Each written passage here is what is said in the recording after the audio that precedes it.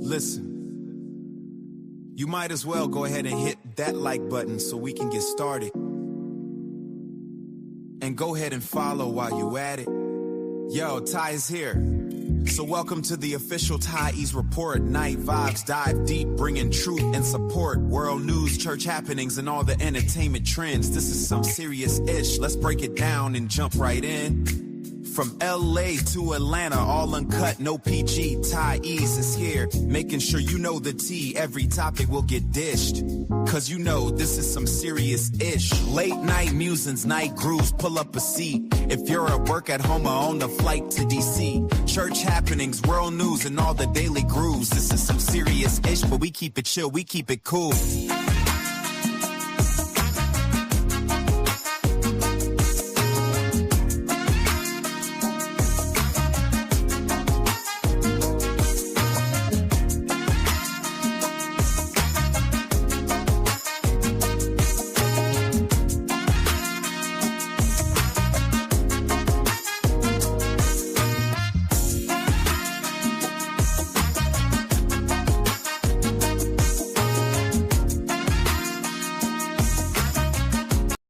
Yo, Tyesse is here. So welcome to the official Tyesse Report. Late night vibes, we dive deep into what's going on, no matter the time. World news, church happenings, and all the entertainment trends. It's some serious ish, let's break it down and go deep. From LA to Atlanta, we cover it all with a cool, relaxed tone. Tyesse here, breaking down high topics, making sure you know the tea. There's some serious ish, keep up, stay true, and let's go. Late night musings, night brews, pull up a seat. Whether you're at work or at home or on a flight to DC. Church happenings, world news, and all the daily grooves. There's some serious ish, but we keep it chill, we keep it cool. Just like blues.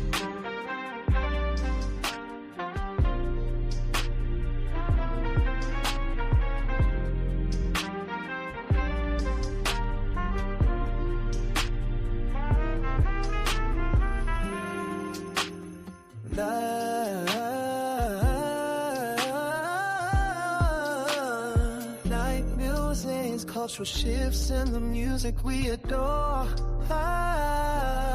Yeah. Tyesse here, making sure you're in the know. No more for sure. Daily grooves, hot topics in the culture we embrace. There's some serious ish, but we keep it real, we keep it fresh. Late night news, night cruise, pull up a seat. Whether you're at work or at home or on a flight to DC. Church happenings, world news, and all the daily grooves. There's some serious ish, but we keep it chill, we keep it cool. Just like blues. You're part of the Ty Squad. You know you're on the list. It's the official Tyesse Report. Tune in, cause this is some serious ish. All right. Yo, What Tyesse here. So welcome to the official Tyesse Report. Hey. Late night vibes, Thank you. Thank you, Daddy. Thank you so much. Hello, everybody. Hello. I done sent out so many notifications today, y'all. I can't send out anymore, right? Because I've sent out a lot of notifications today for various other stories. So I ain't gonna be able to. I should have saved all of my notifications for now, but I don't want to blow up nobody's inbox. Yeah. But it's up to you guys to thumbs up and also share to your other Ty Squad members. Thank you, I McDonald, for this love offering. I appreciate it. It's up to you. Yeah. Right, Naida. Yeah. Hey, Dr. Golden. Hey, everybody. It is Friday night. It's a little bittersweet with me. I got a phone call from my aunt that one of my cousins is in the process of transitioning. The family has been called in California. And so just trying to maintain and still, do what I have to do as far as my life goes. But yes, I got that news about an hour before I came on tonight. Keep my family, especially my aunt, my oldest living aunt, keep her in your prayers, and keep my family in your prayers at this time. It's just, yeah, it's a lot. My particular that cousin has been, he's been going through a lot, been very, very troubled, and they found him unconscious today. So um, we're just gonna keep holding up the bloodstained banner and lifting up the family at this time, everybody. Thank y'all so much. Um, a lot of the family are heading over to the hospital at this time. It's not like I'm in LA where I could catch an hour flight and join them, right? But I'm in contact with everybody, and so God is able. Thank you, Stephen Delaveau, for your contribution tonight. Thank you so much. Dr. Golden, thank you for 555. Thank you for $10, Stephen. Y'all, I haven't even said anything yet. Right? I haven't said anything yet. Thank y'all so much. I appreciate it. I appreciate it. Okay. But as they say, the show must go on. The show must go on. Yeah. All right. And do we have a show for you tonight? Do we have a show? Please make a note that in March, we only have one more Friday of Friday Night Unlocked. We only have one more Friday of Friday Night Unlocked that is going to go to Patreon exclusively on Thursday nights as Tyesse After Dark Patreon edition. So next Friday night will be our grand finale. It has been a journey on this YouTube channel, these YouTube streets.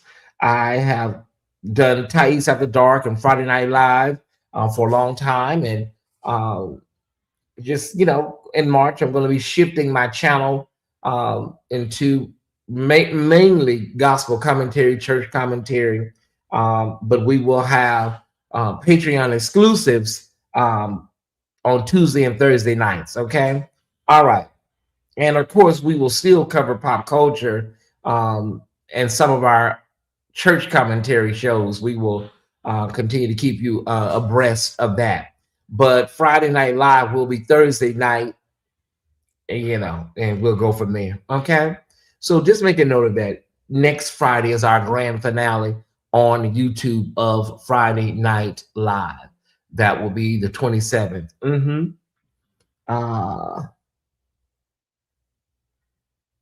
Thank you, Linda McGuire. I appreciate you. Thank you. Thank y'all so much. Everybody, let's do this. We got 220 watching already in 8 minutes. So that's a good start. That is a phenomenal start. But do we have 100 likes? We can have 200 people here, but do we have 100 likes? So let's check the likes out. Let's check the likes out. The likes out. Thumbs up, thumbs up, thumbs up. We got a phenomenal, hilarious show for you tonight. I can only imagine how good it's going to be in Patreon where I don't have to wash my mouth as much. All right. 110. Oh, we're really doing good. Okay. Well, let's keep that going. Let's keep that energy going. If you like me, please hit the like button. If you like my program, hit the like button. If you like both, hit the like button. I think that's the best way to do it now, Just Linnell. If you like me, hit it. If you like the show, hit it. If you like both of us, hit it. So you have 3 choices, right? Because you may not like me, but you might like my blogging. You know what I'm saying? All right. Okay. Who's ready? Who's ready? If you're ready, again, everybody should know we go live between 9 and 9:30. I really shouldn't have to send out notification. I really shouldn't, right? Yeah. Okay. Most of these shows, people know what time we go live. Okay. But if you can, be sure to send out. If you can, be sure to send out a notice to your fellow Tie Squad members if you see them missing in the audience, because many of the Tie Squad are all friends with each other. Rain overnight. Okay, I love it. There's gonna be rain overnight, Tie Squad. I absolutely love it. Okay. We finna get started. We got a little commentary to start the show off with. And I didn't want to end the show with this because sometimes I be forgetting Ty Squad, but I want to talk about this. I've seen one other content creator, a major content creator, talk about this, and I want to talk about this. Okay. Put this over here. Continue to hit the like button. Thumbs up, thumbs up, thumbs up some more. Okay. Hey, Joanne, Erica, Dr. Tonya, Mark Griffith. Hey, everybody, thumbs up as you enter the building. Go out, make sure you have hit the live button. I don't know if you guys have heard about this, but a 21-year-old man, his body was found in a wooded area of a Georgia park over in Marietta. At Fair Oaks Park in Marietta, Georgia. This is in Cobb County. Cobb County is a notoriously racist county based on my research. And the sheriff's department is racist. The city is racist from what I'm understanding. And they're saying that this is being investigated as a self-harm or a suicide.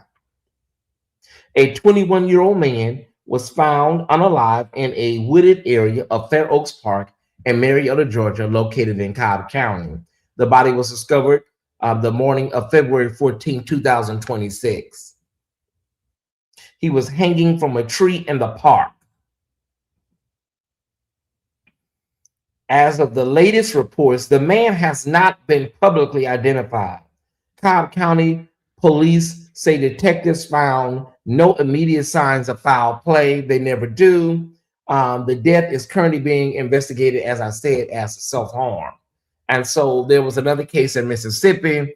There are several cases of, I don't understand how, they think we believe that African-American people are actually doing nooses and doing that to us, So let's keep an eye out, and hopefully this story gets some more content creators to cover it.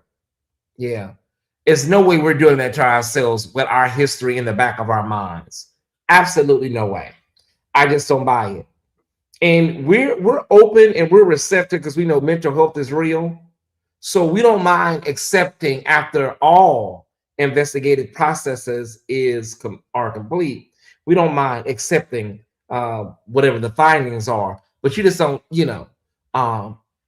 thank you, Beverly. You just don't tell us anything and we be like, oh, okay, we're all going home. We don't do that. No. That's what they want. You just tell us, you just tell us one thing and then we just run with it. Oh, no, we don't do that anymore, baby. Those days are long gone. Okay. All right. Yeah, Rosebud, they want to just tell us anything, and then we just supposed to believe it, and we don't ask no questions, honey. Those days are long gone. Let me send out a few notifications, y'all, because YouTube is kidding around tonight per usual. Okay, I'm gonna send out 25 I'm gonna send out 25. I'll do that. If you get a double notification, if you're already here, just know that you are doubly loved, okay? I'm going to send out 25 notifications to 25 phenomenal Ty Squad members. If you get a double notification, just know that you are doubly loved. Okay. Let's keep an eye out, you guys, for the Marietta case. Let's keep an eye out for that. Hey, Brittany Chill. Hey.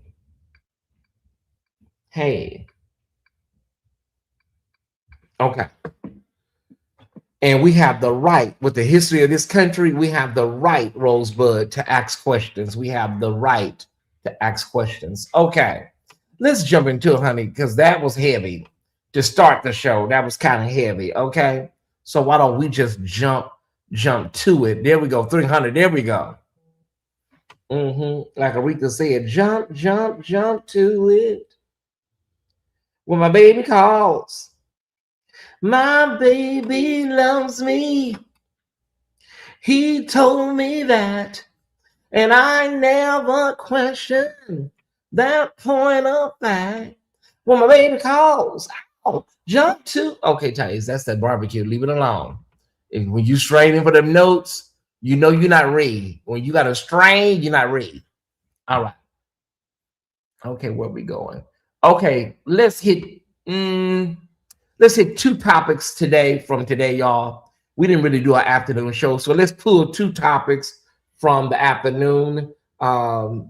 First of all, we want to surround the family of our sister, Sister Blaine, with love. She was a part of Bloody Sunday. She was a part of Bloody Sunday, and she has passed away. And we ask God to receive her, and the ancestors receive her with love. Her name was Joanne Bland.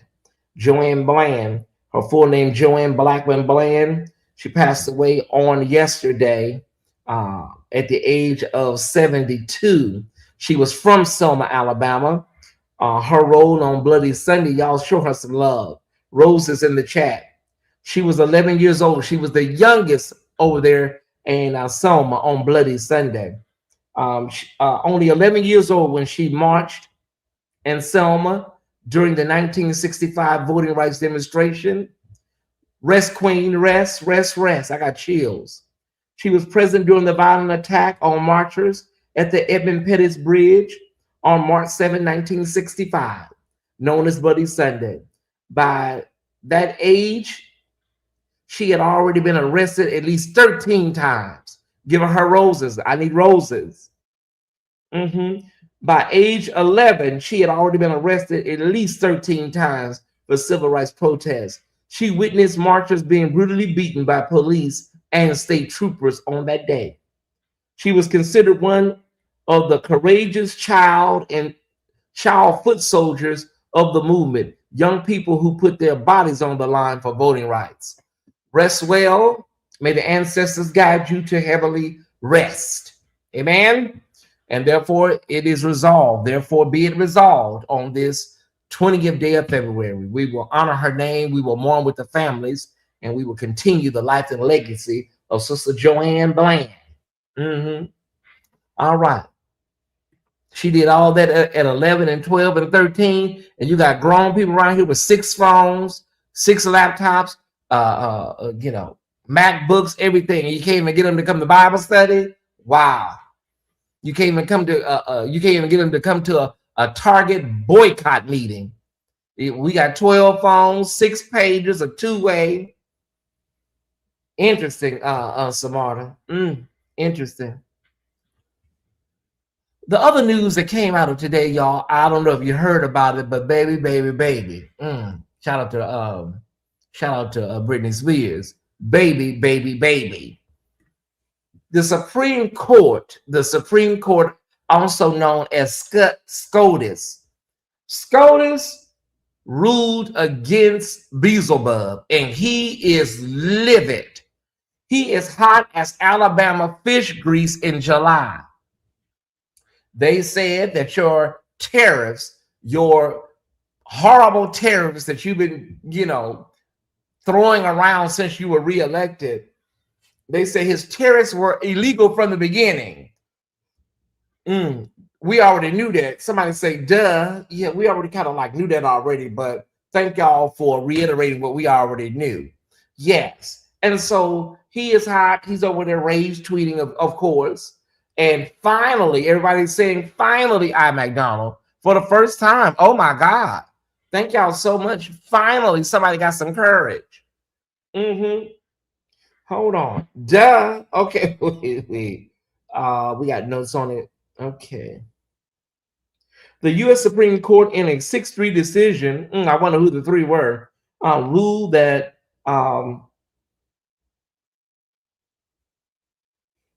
President Blank exceeded his legal authority by using IEEP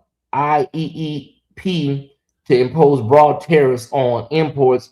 The court held that the IEEPA does not authorize the president to set tariffs, and that only Congress can impose tariffs or taxes under the Constitution. The decision invalidates most of Beelzebub's sweeping tariffs, halting revenue collection under that emergency authority and opening the door for companies to seek Put this in the chat for me, Ty Squad. Refunds. Put that in the chat for me with your stupid ass. Dummy, stupid, idiot. Okay, put that in the chat for me. Refunds. The decision invalidates most of Beelzebub's sweeping tariffs, halting revenue collection under that emergency authority and opening the door for companies to seek refunds for billions of dollars already paid, although how refunds will work remains unresolved. Y'all ain't getting nothing back. Okay, y'all ain't getting shit back. I'm just letting you know that now. Okay, these are crooks. These are old stunt queens. You're not getting nothing back. 47 sharply criticized the ruling and signaled plans to pursue new tariffs under different legal strategies. Of course. Yeah, of course. You're not getting nothing back. Refunds. Child, please. No refunds, no exchange. That money's already been spent. And somebody say, who suffers the most? The American people suffer. Because every time we go in Walmart, anytime we go into Publix or Kroger, Ralph's, wherever we go, you know, the Dollar Tree, everything is higher. They pass all that along to us. China, all of these countries that import goods over here, whatever they're sending, they throw $1 or $2 on extra. They're not paying that out. And then we have to, deal with the higher costs, right? Retailers jack the price up because they have to pay all this extra. Yeah. Child, this man stiffed all them people over there in Brooklyn and Queens and Atlantic City. It looked like a ghost town now. Y'all really think y'all gonna get some money back? Honey, you have a better chance of winning the Powerball. Would. Yeah, that's exactly, Prophetess A. I'm gonna see if I can carry my child. Listen. If you need a car, the cars are running about $500,000 now. If you need a car, and I'm talking about like a Kia, I'm not even talking about a Rolls Royce. And they say a Volkswagen is running about 80, 90,000 now. All right. I am so elated for this story, you guys. I don't know why. I'm so happy for this story. Okay. So let me get my notes on this story. This story has personal connection to me. Okay, wait a minute. Okay. Got my notes. Okay. Mama Tina Knowles, that is Beyonce's mama. That's Mama Tina Knowles, is in partnership with the city of Los Angeles. The Vision Theater right there on your right is a really just a historic legacy theater in the heart of Black Los Angeles. That is my old neighborhood. That is Crenshaw. And Mama Tina is really involved in the arts. And so the historic theater, once owned by Marla Gibbs, and I'll talk about her in a minute, is now entering a modern revival and involves more than and involves no other than Beyonce's mother, Tina Knowles. Okay, now let's be clear. Tina Knowles does not privately own the Vision Theater. Here's what's going on. The city of Los Angeles still owns the theater, right? The property. Through the Department of Cultural Affairs, the city restored the venue after decades of renovation. Now, in the latest development, Tina Knowles' nonprofit art organization, Waco, you may have seen some of her galas online. Okay, so her Waco Theater Center, which stands for Where Art Can Occur. I get it, Waco. All right. Has entered a co-management, co-operating partnership with the city of Los Angeles. Waco helps program, operate, and curate performances and arts initiatives inside the theater. Okay, so in short, the city owns it. Tina Knowles and Waco help run the creative vision. Yeah. So what does Waco bring to the table? Waco was founded by Tina Knowles and actor Richard Lawson, her ex-husband. Black theater and diaspora storytelling, youth mentorship, arts programs, live stage productions, film, dance, and music programming. The partnership is designed to transform the venue into a national Black arts designation rooted in Leimert Park culture. Renovations have cost tens of millions of dollars over the years. Programming partnerships are already on the way. A full performance season is expected as the theater plans phases into reopening in the mid 2020s. Okay. All right. So that'll be right about now. All right. I'm excited about this. I'm absolutely excited about that. Yeah. Real, that's my moment too. But I would be remiss if I didn't give you the history of our matriarch of the official Tyesse Report, Marla Gibbs. Marla Gibbs once owned the Vision Theater. She didn't lease it. She didn't rent. She owned the Vision Theater. And if you guys would just give me a few minutes, I just want to give a little, if y'all will allow me just a little bit. I normally talk about this kind of stuff in Patreon, but I want to talk about this right now.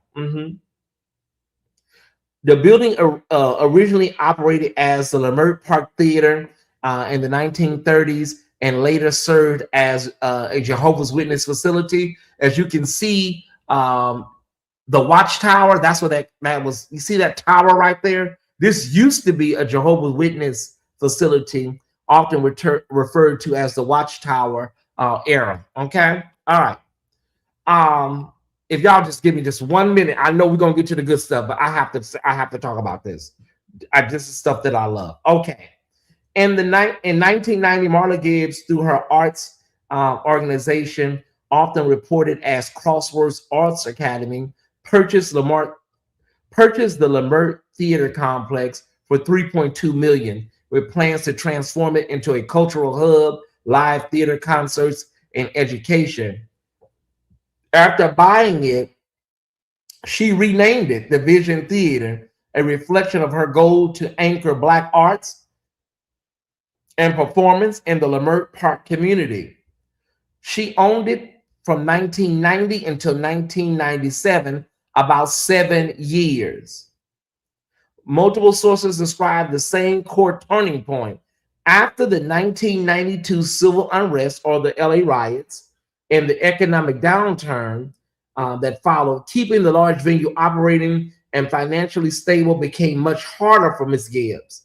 By 1997, the property went into bank foreclosure. The reporting at the time noted that a fundraising effort failed and to raise enough money to retire roughly $250,000 in bank debt. And Gibbs said the project cost her about $2.5 million overall. Okay, what happened after Marla lost it? After foreclosure, the city of Los Angeles took over, widely described as the city taking control after 1997. Several histories also note the city acquired it by 1999. You know, it's always a multiple stories. Under the city's stewardship, via the Department of Cultural Affairs, the theater moved into a long arc of public renovation. And I'm gonna stop here and I'll finish this up in Patreon because I don't want to bore y'all. I love this kind of stuff. I know I don't want to bore y'all tonight. The Vision Theater has went through a lot of hands, it was fires. There was a fire. It was reconstruction, restoration. It was a lot going on. I want to say this publicly. There is no reason why Marla Gibbs, with all the money in Black Hollywood at that time, was not able to secure the money needed to keep that building. It's no reason for it, okay? No excuse for her not being able to raise $250,000. I'm sorry, it's inexcusable. And so I am elated that Mama Tina is going to be curating and laminating and all of that. But I still cannot overlook the fact that the city now owns it. I don't like when white hands snatch black land and black properties. I just don't like it. I don't like it. Okay. So there's no excuse. Black Hollywood, y'all failed that one. Okay. Now, somebody say, well, Tyesse, did Marla ask for help? She had a fundraiser. She was trying to raise the money. You know, y'all know after the riots, things just took a shift.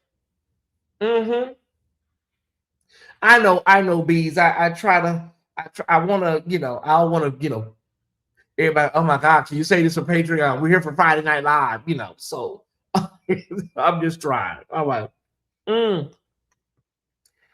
The Vision Theater will be in the hands of the city. The city now owns it, but I am confident with Mama Tina. I see what she's done with her Waco Art Collective, and I am totally comfortable. I just wish it was owned by somebody black. That's all. All right. Thank you, Dr. Tonya. I appreciate that. All right. We're at 360. Can we hit 400? Is it possible? Can we hit 400? Okay. Okay, I'm going to bring the ticker down. Okay, so BET Plus has a new digital magazine, a digital child. They're trying to do what Essence is doing. It's okay. It's called BET Plus or BET Immersed. The February cover covers the ladies of Sister, and it's called Power Era. Do we have anybody in the chat that watches Sisters? I watch Divorce Sisters. I don't know about Sisters, but this is the February digital cover for BET Immersed, a new digital online magazine, kind of like what Essence is doing over there with Other Essence. They're digital. Got it. All right. Ain't nothing wrong with it. Anybody watch Sisters in the chat? Do we have any Sisters fans in the chat? Let us know. Yeah, I watch Divorce Sisters only. I'm too. Sisters has been on for 10 years, and they're celebrating 10 years, 10 seasons. Yeah. All right.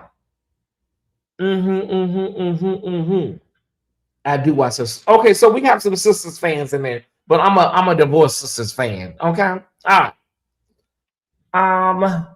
Will Flex Alexander get that Emmy he's so long overdue? There is a new movie. I'm gonna check this out because I saw some of the taglines, y'all. And I'm gonna check this out.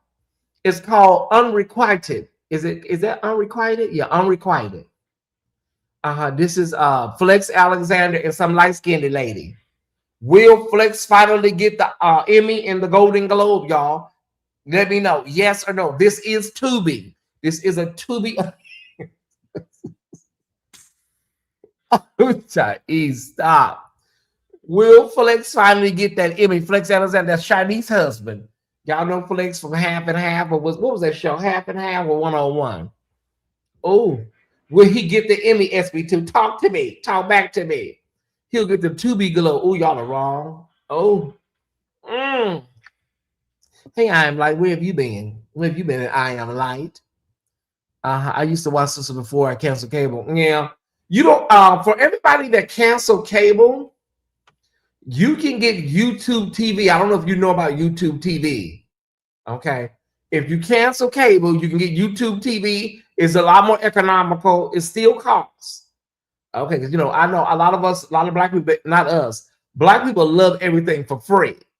That's why they love Tubi. Okay. Yeah, I heard. Yeah, sometimes it's a little tropey, a little type characters. You can also get a Fire Stick. I got a Fire Stick. I never use it though. All right. YouTube TV is how much? About 80. I pay about $80 a month. Okay, they have Philo's about 25. So there's options. People are just sick of cable. Every time you look up your bill, $400, they're like, what's going on here? People are tired. I love YouTube TV. I absolutely love YouTube TV. Was married to DHA. I don't know who DHA is. Who is? Oh, they deleted it. Okay. There's always somebody in the chat. Flex is married currently to Shanice. I don't know who DHA is. He's married to Shanice. They do go up. It was like $72 when I started. Now it's like 80 something dollars, but it's fine. It's fine. Flex married Shanice. That's what I said. Did you hear me when I said that, Alicia? Did you hear me when I said it? Alicia Monet, did you hear me when I said he's married to Shanice at the beginning of the story? Just let me know. Yeah or no. I'm going to see that you hear me when I said he was married to Shanice about 10 minutes ago. I know you, sorry for the typo, but did you hear me when I said he was married to Shanice? I said he was married to Shanice, and then you said Flex married Shanice. Okay. Shanice used to be that girl. She was. So we just trying to figure out why you said Flex married Shanice if I already said Flex was. We just trying to figure out why you reiterating what I already said. Say more about YouTube premium channels, can't hubby? Why soccer? Oh yeah, it's all on YouTube TV.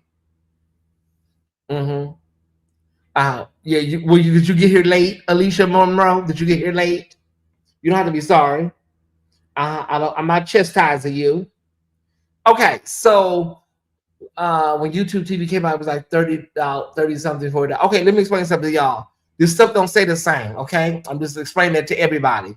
This stuff do not say the same. You're not gonna have the same gas prices when Walona was on Good Times. Okay. Yeah, I think you will like YouTube TV Resident Therapy. It's just everything is there. It's just very convenient. You ain't got to go looking for nothing. You ain't got to add nothing on, you know.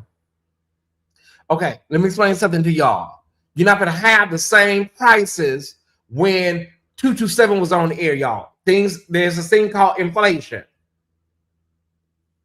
YouTube Premium is good for me, $10. Okay, YouTube Premium don't do nothing but stop commercials while I'm talking right now. Okay, you still can't watch anything. All you're going to get is no commercials while I'm talking right now. No, I was coming from with a cold. Oh, you coming out with a cold? Okay, we'll go drink some tea. It's something about black people. We want stuff to still be the same price when Fred Sanford and Lamont was on the air. I'm just saying, I don't have anything to do with it. Yeah. I love this family. I do too. I'm so glad that so many people get me because it was a hard time. Prophetess A. A lot of people didn't get my humor. They didn't understand why I was playing with them. People just, it was. I'm so glad all those people are gone now. I'm so glad we hold their asses up out of here. Y'all remember that season we was going through? Everybody was sensitive. Everybody didn't. Ooh, what is he talking about? Why is he talking to me like that? They never got my damn humor. I'm so glad the people are gone. Ooh, please don't ever come back ever again. Do y'all remember that season? You remember everything. You remember every damn thing else.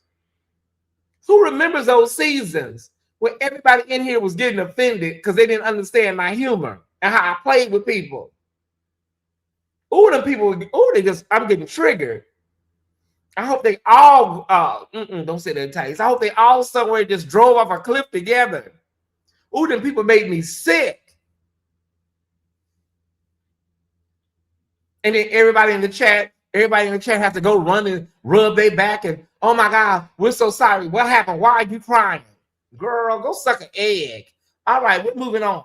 Hey, Antonio. Hey, everybody. Hey, Miss V. Miss V used to always say, honey, listen, if it's a problem, just don't come back around here no more.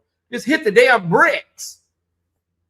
It is Friday night on Lock Tie Squad. I have the key to all of the topics and all of the things that you want to know about. What was that? Okay, I'm gonna watch it tonight. Stop lying, Tyesse. I'm gonna watch it tonight. I promise you. Okay, this is really interesting. This is called Watching You, and this is out now. I can't take on anything until I finish. Child, I haven't even went back to thank you, Alicia Jackson. Thank you for your Cash App. You are the bomb. That's what they say. Thank you, sweetheart.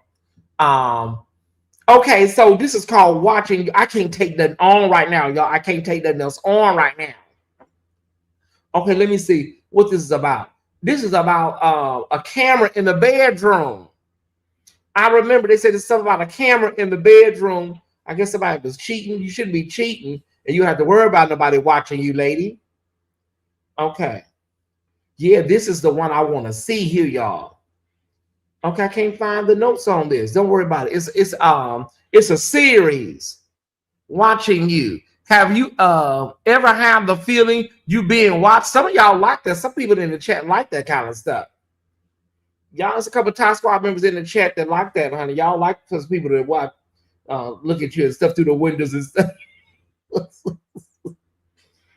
Hey, some of y'all like that kind of tea, honey. Let's be honest. Watching You is an Australian psychological thriller series premiering on Hulu in the U.S. February 20th, based on J.P. Pullmore's novel, The Last Guest. The 6-part series follows Lena, whose life spirals into paranoia after discovering her one-night stand was filmed by a hidden camera. Great God from Zion. Kim Sims said her ex was recording her. What? I'm glad you got rid of that freak, Kim. I'm glad you got rid of that freak. Yeah, some of y'all like it. Get some chat. It's some people in the chat right now telling me, "Ooh, this sounds exciting." Yeah, I'm gonna watch this after I wrap up. Cross. I'm definitely fit to watching you, y'all. I like this kind of stuff. And it's 6 parts or 6 episodes. Ooh, goody. Yeah. That was a sick move, Kim. Yeah, it was 6, sis. Okay. This is not a drill. Beauty in Black is back. Beauty in Black, well, it'll be back in March. The first part, you probably already seen it, y'all. The first part is already out, and then the second part will drop March 19th. This is the new poster with Kimmy and that lady. Okay, Beauty in Black. Tyler Perry, if you would just, stop dealing with these men and having all these damn problems, you could be writing and you can get this stuff back on the air faster. Hell, we miss all this bad acting and these unresolved storylines. Do you know how addicting that shit is for some of us? It gets very addicting, Tyler. You out here doing all this damn alleged touching and feeling and shit. That's why we be backed up on these shows, Tyler. It's about damn time. Y'all here with these damn men and stuff. They talk about you feeling on their legs and grabbing their booty and stuff. Yeah. Do you know how addicted your horrible writing is? This shit is like crack. I swear, I don't know if anybody else feels the same way I feel. This stuff is addicting. You just can't stop watching it. Am I the only one? Like, you be like, girl, this is like real crack. He ever had all these legal issues, so everything was on hold.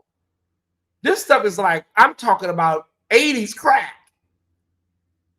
I think it's something about watching train wrecks and, ooh, yeah, give us our fix. That's what we need.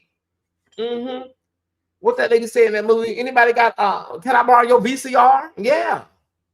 What about Ruthless? We still waiting on Ruthless. Ooh, she gets on my nerve that, oh my God, like, oh, she stayed in the hospital for 12 years. She stayed in the hospital for 12 years. Like, girl, is she ever going to get out the hospital? Tyler said he backed up too. I bet he is.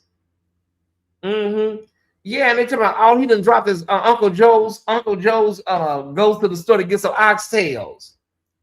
Child. Yeah, come outside, Tyler. This is not a drill. March 19th is the day, Tyesse Squad. March 19th is the day. Okay.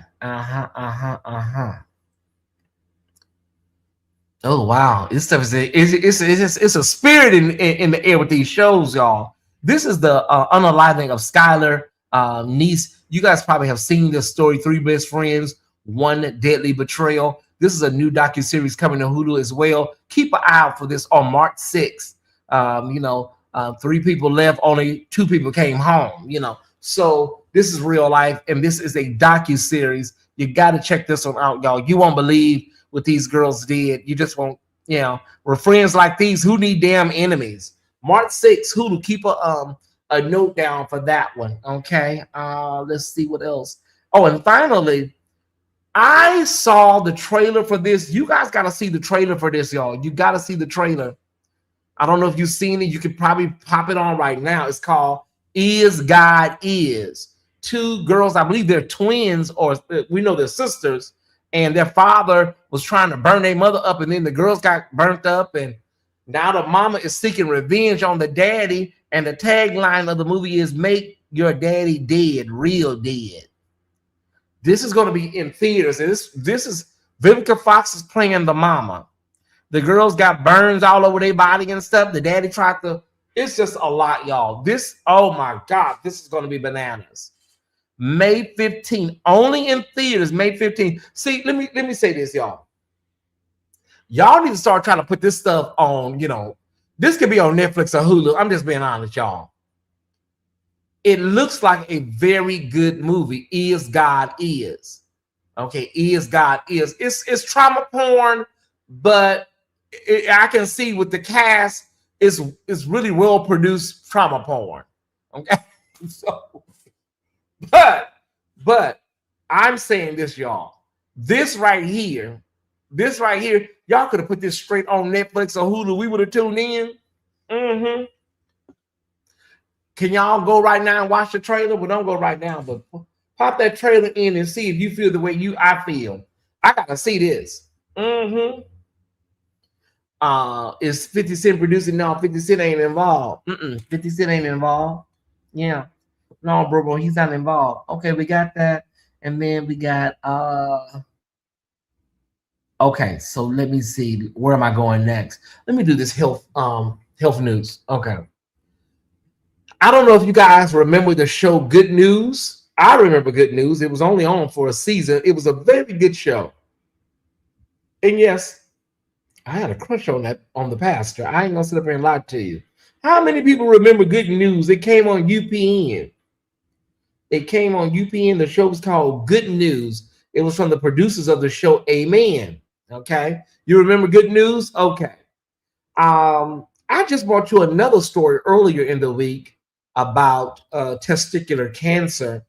And so David Ramsey reveals his private battle with testicular cancer. He says, and I quote, "I am a cancer survivor." Yes. David Ramsey is opening up about a deeply personal health journey he kept private for years. The 54-year-old actor recently shared on the Inside of You podcast that he is a testicular cancer survivor, revealing doctors first discovered signs of concern when he was just 28 years old, after noticing that one testicle was slightly smaller than the other while kickboxing. He sought medical attention. An ultrasound revealed microlithasis, a condition that can be present in individuals with testicular cancer, but can also appear without malignancy. Rather than move forward with immediate surgery, doctors monitored his condition for nearly a decade under the watch and advise approach. 8.5 years later, the situation escalated when one testicle suddenly swelled dramatically. Though he experienced no pain, physicians determined that surgical removal was necessary. Ramsey then underwent chemotherapy as a part of his treatment. He shared that one of the most impactful aspects of his experience wasn't the physical toll of chemotherapy, but the perspective gained while sitting alongside young children also undergoing treatment. That experience, he said, shifted his outlook. There's more on his story online, you guys. You can read more about it or check out the podcast. But that is a lot. That is a lot, brother. I'm glad that he survived that. I'm glad that, that's the key thing that I'm learning with a lot of men that are surviving. Early detection, checkups, following up is a key to your survival. Okay. All right. So please, men, check it up. Check it out. Women, if you feel lumps, brothers, if you feel lumps in places that don't have lumps, yeah, please stay on top of your health. So shout out to Brother David Ramsey from Good News for sharing that with the world, because other men will hear that and will know what to look for. Flashback Friday really quickly. Is there anybody in the chat Flashback Friday. Is there anybody in the chat that used to drink Kool-Aid? If so, can you put in the chat what was your flavor and did you mix flavors? Yeah, what was your flavor? Some of y'all are boozy. You grew up with the Rockefellers and the Heinz, and so we know you didn't drink Kool-Aid. But is there anybody in the chat that drank Kool-Aid? If so, what was your flavor? Tell us. Everybody say red. Y'all know it wasn't called damn red. Black people love to buy red. It was cherry or strawberry. My mama used to put oranges in it. Mama used to put oranges and lemons. Like, girl, what is this? A fruit salad? You mix grape and lemonade together. Sarah said cherry. Ooh, that orange was good if it was cold. If it was room temperature, it was disgusting. If you can get that orange ice cold with a glass of ice, child, all that damn sugar. That's why everybody diabetic now. I mix cherry, grape, cherry, and lemonade. I mix cherry and grape or cherry and well, you should have just got tropical. Wait, Rosebud, you should have just got tropical punch. Strawberry and lemonade. I always mix tropical punch and lemonade. Cherry and lemonade. Okay. All right. Shaky said church punch. What is church punch? Raspberry with lemons. My mom used to put lemons, all kind of stuff in there. Oranges, grapes, kiwis, apples. All right, girl, what is this? Pruno? Cherry with 7-Up and ice cream. Wait a minute. Cherry with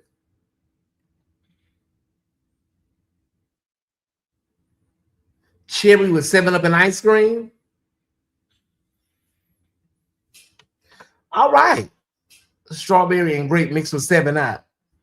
Yeah, they didn't really break the new flavors out to many years ago, y'all. Yeah, it's some new flavors that they have put out since then. Yeah, that's how the black family passed down diabetes. Oh no, I cannot.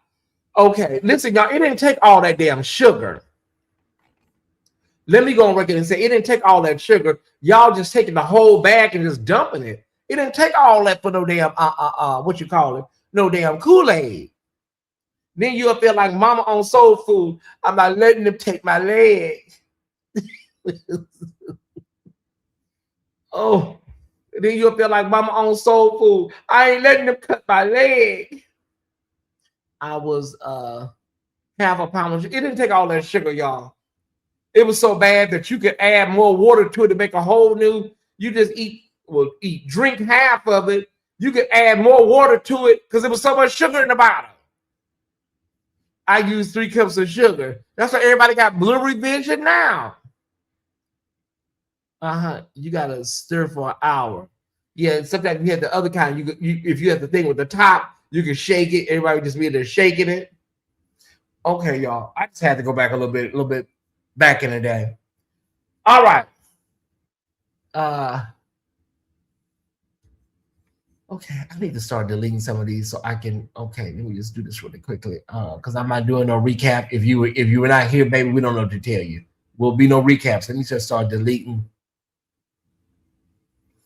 Okay, won't be no recaps tonight, honey. Recap the replay. Okay, got that. Okay.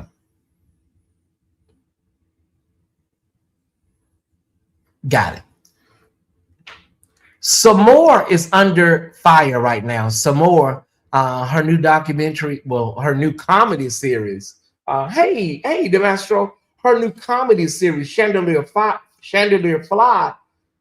is under a lot of scrutiny right now, and people are calling for her to be canceled. Okay, so here's the deal. The joke, let me tell you the joke, and I'm paraphrasing because I didn't watch it yet, but the joke was about Jacksonville, Florida. There was a shooting at a Dollar General or like a dollar store. Some of you may remember the shooting. And Samora says in the comedy special that she said basically, if I get shot and unalive at a dollar store, don't tell nobody. Say I was at CVS. People are saying it was very classist. It was very insensitive.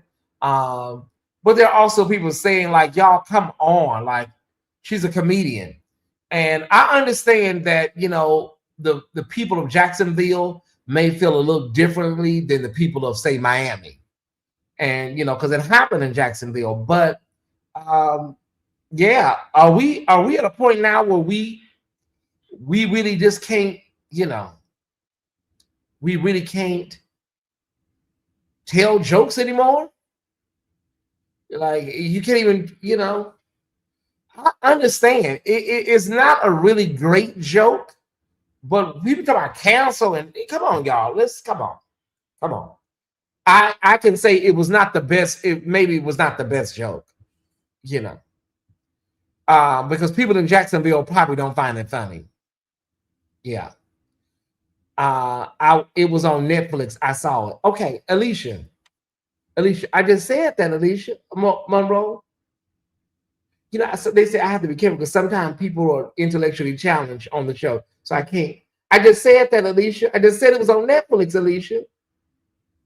They told me to be careful because sometimes people may be disabled or blind. She said it was on Netflix. I just said it was on Netflix, just like I said about Chinese, Alicia. Alicia, are you okay? I just said it was on Netflix, and she said I just saw it was on Netflix. Alicia, are you all right? I said about Chinese earlier. She said he married Chinese. I just said that. Now she do that a third time, honey. Something's off. I think they are reaching, bro. It was a joke, but I have to listen. Would we feel that way if somebody made a joke about the Charleston 9? Would we feel that way if somebody made a joke about, you know, Bloody Sunday? I'm just saying. I told you, that's the second time now. If that happened a third time, something's wrong. But they say, you know, you have to be careful because sometimes people are disabled. They may be visually or audio impaired. So now she do that one more time, how do we know something is off? See, some of these times these people in here trolling y'all and you don't know it. She told me, yeah, it was on Netflix. Girl, I just said it was on Netflix. And then I said, Flex, you know, married to Chinese. And then she said, oh, he was married to Chinese. Ooh, girl. Okay, what happened? Now, what happened? Some more, girl. This is a blow over, girl. The news cycle is not even set up for cancellation no more.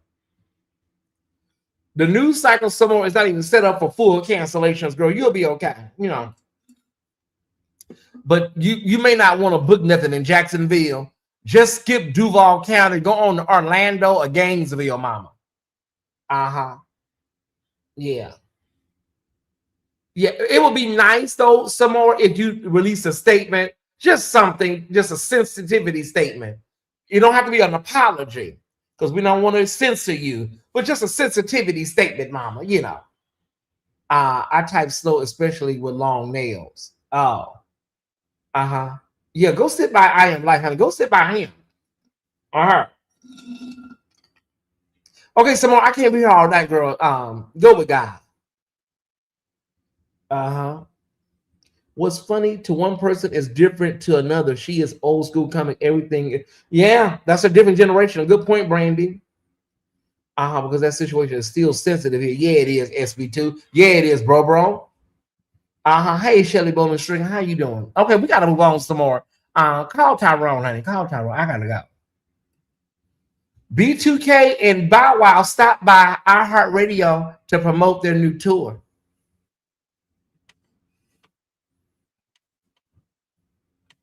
Yeah. Girl, who?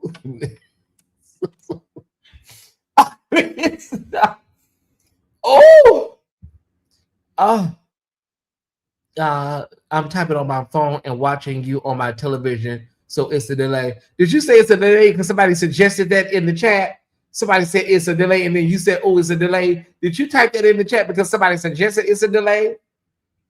B2K with Raz-B. You see Raz-B over there? He is with them. So, child, who is going? I know it's like 19 and 20-year-old girls, but child, who is going to see B2K with? And they be selling out stadiums and arenas. Who is going to hear bump, bump, bump?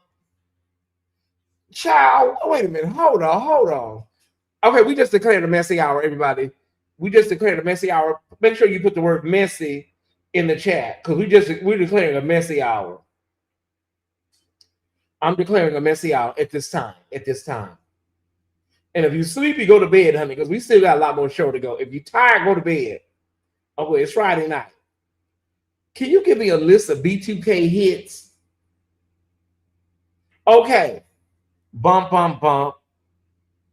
Bada boom. Oh, I remember that. Bada boom. We just declared a messy hour. Body boom. Bada boom. Bada boom. I remember. Okay, I remember Bada boom. Bada boom. Okay, they had a song called Girlfriend. Oh, yeah. She's my girlfriend. She's my girlfriend. She's my girlfriend. Oh, she's my girlfriend. I remember that. Okay. So they had that one. And then they had uh-oh. Uh-uh. Uh-huh. Oh, uh-huh. Oh, I remember uh-huh. Okay, it went like uh-huh. Uh-huh. Uh-huh. Uh-huh. I remember uh-huh. Uh-huh. Uh-huh. Hoo-hoo. Hoo-hoo. Uh-huh. I cannot. Y'all, I'm not doing this tonight. Oh, they had a lot of songs. Streets is Calling. Fizzo Got Flow. I'm Not Finished. Are these hits? Or just a discography? All I remember was bump, bump, bump. Uh-huh. Child, listen. What's the rest of the words? I don't know, honey. I remember Chickadee, Chickadee, Chickadoo. I'll be on stage begging with Keith Sweat and Drew Hill that day. Child, listen, I gotta go to Alaska and check on some air conditioners. And then I gotta go to Palm Springs and check on some floor heaters. Those are songs, those are not hits. Chat GPT. You know, I'm just from a generation. I like soulful R&B. I love Broadway tunes. You know, I love big ballads, you know, from the 80s and 70s. Like I said, I love Broadway tunes like let me see. See, I like stuff from the Wiz. Let me think of a song from the Wiz I like. I like He's the Wiz and He Lives in Oz. I like The Feeling We Once Had. Put your arms around me, child. Like when you bump your shin. You're much older now. I don't know the words. Wait a minute. Mm-mm-mm-mm. He's a whiz and he lives in ours. Sweet thing, let me tell you about the way things are. Ba-da-ba-ba-ba-ba. Let me show you to the whiz and he lives in ours. Ba-da-ba-ba-ba-ba. Oh my God, I love those kind of songs. Yeah, you could do Broadway. Oh, I could? Okay. He's a Liz. Oh, he's not the Liz, he's the whiz. He's a whiz and he lives in ours. Mm-hmm. Don't y'all like the whiz? And tell me what would I do if I could feel? I would go out. Tyesse, it's a show, baby. You gotta leave Broadway. Get back to the show. If I could feel, tell me what would I do if I could feel? Is the thank you so much, Demastro. Okay, y'all, I'm moving on. Do I deserve attorney? I give y'all a monologue from a play.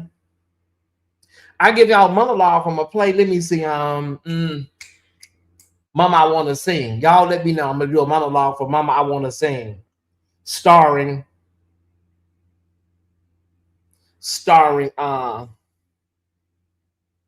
Thank you so much, Romeo. That's a great show. Starring Deatra Hicks, Mama, I Want to Sing. Okay, I'm gonna give you a monologue. Deatra Hicks, Mama, I Want to Sing. That was off Broadway. That wasn't Broadway though. Mama, I want to sing.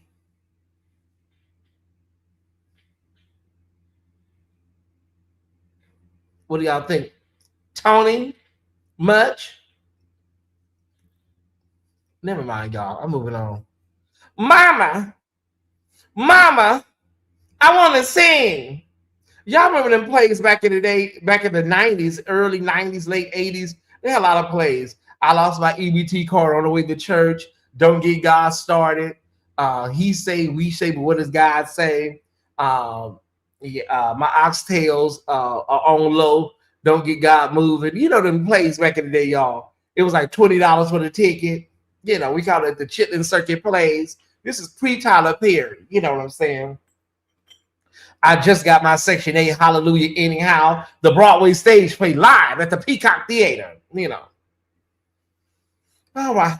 We're moving on, everybody. We're moving on. Well, what's their name? B2K, baby. Listen, y'all have a great tour. You know what? I could not. Have a great tour, B2K and Bow Wow. Girl, is it April 1st? This cannot be. Is this real life? I cannot.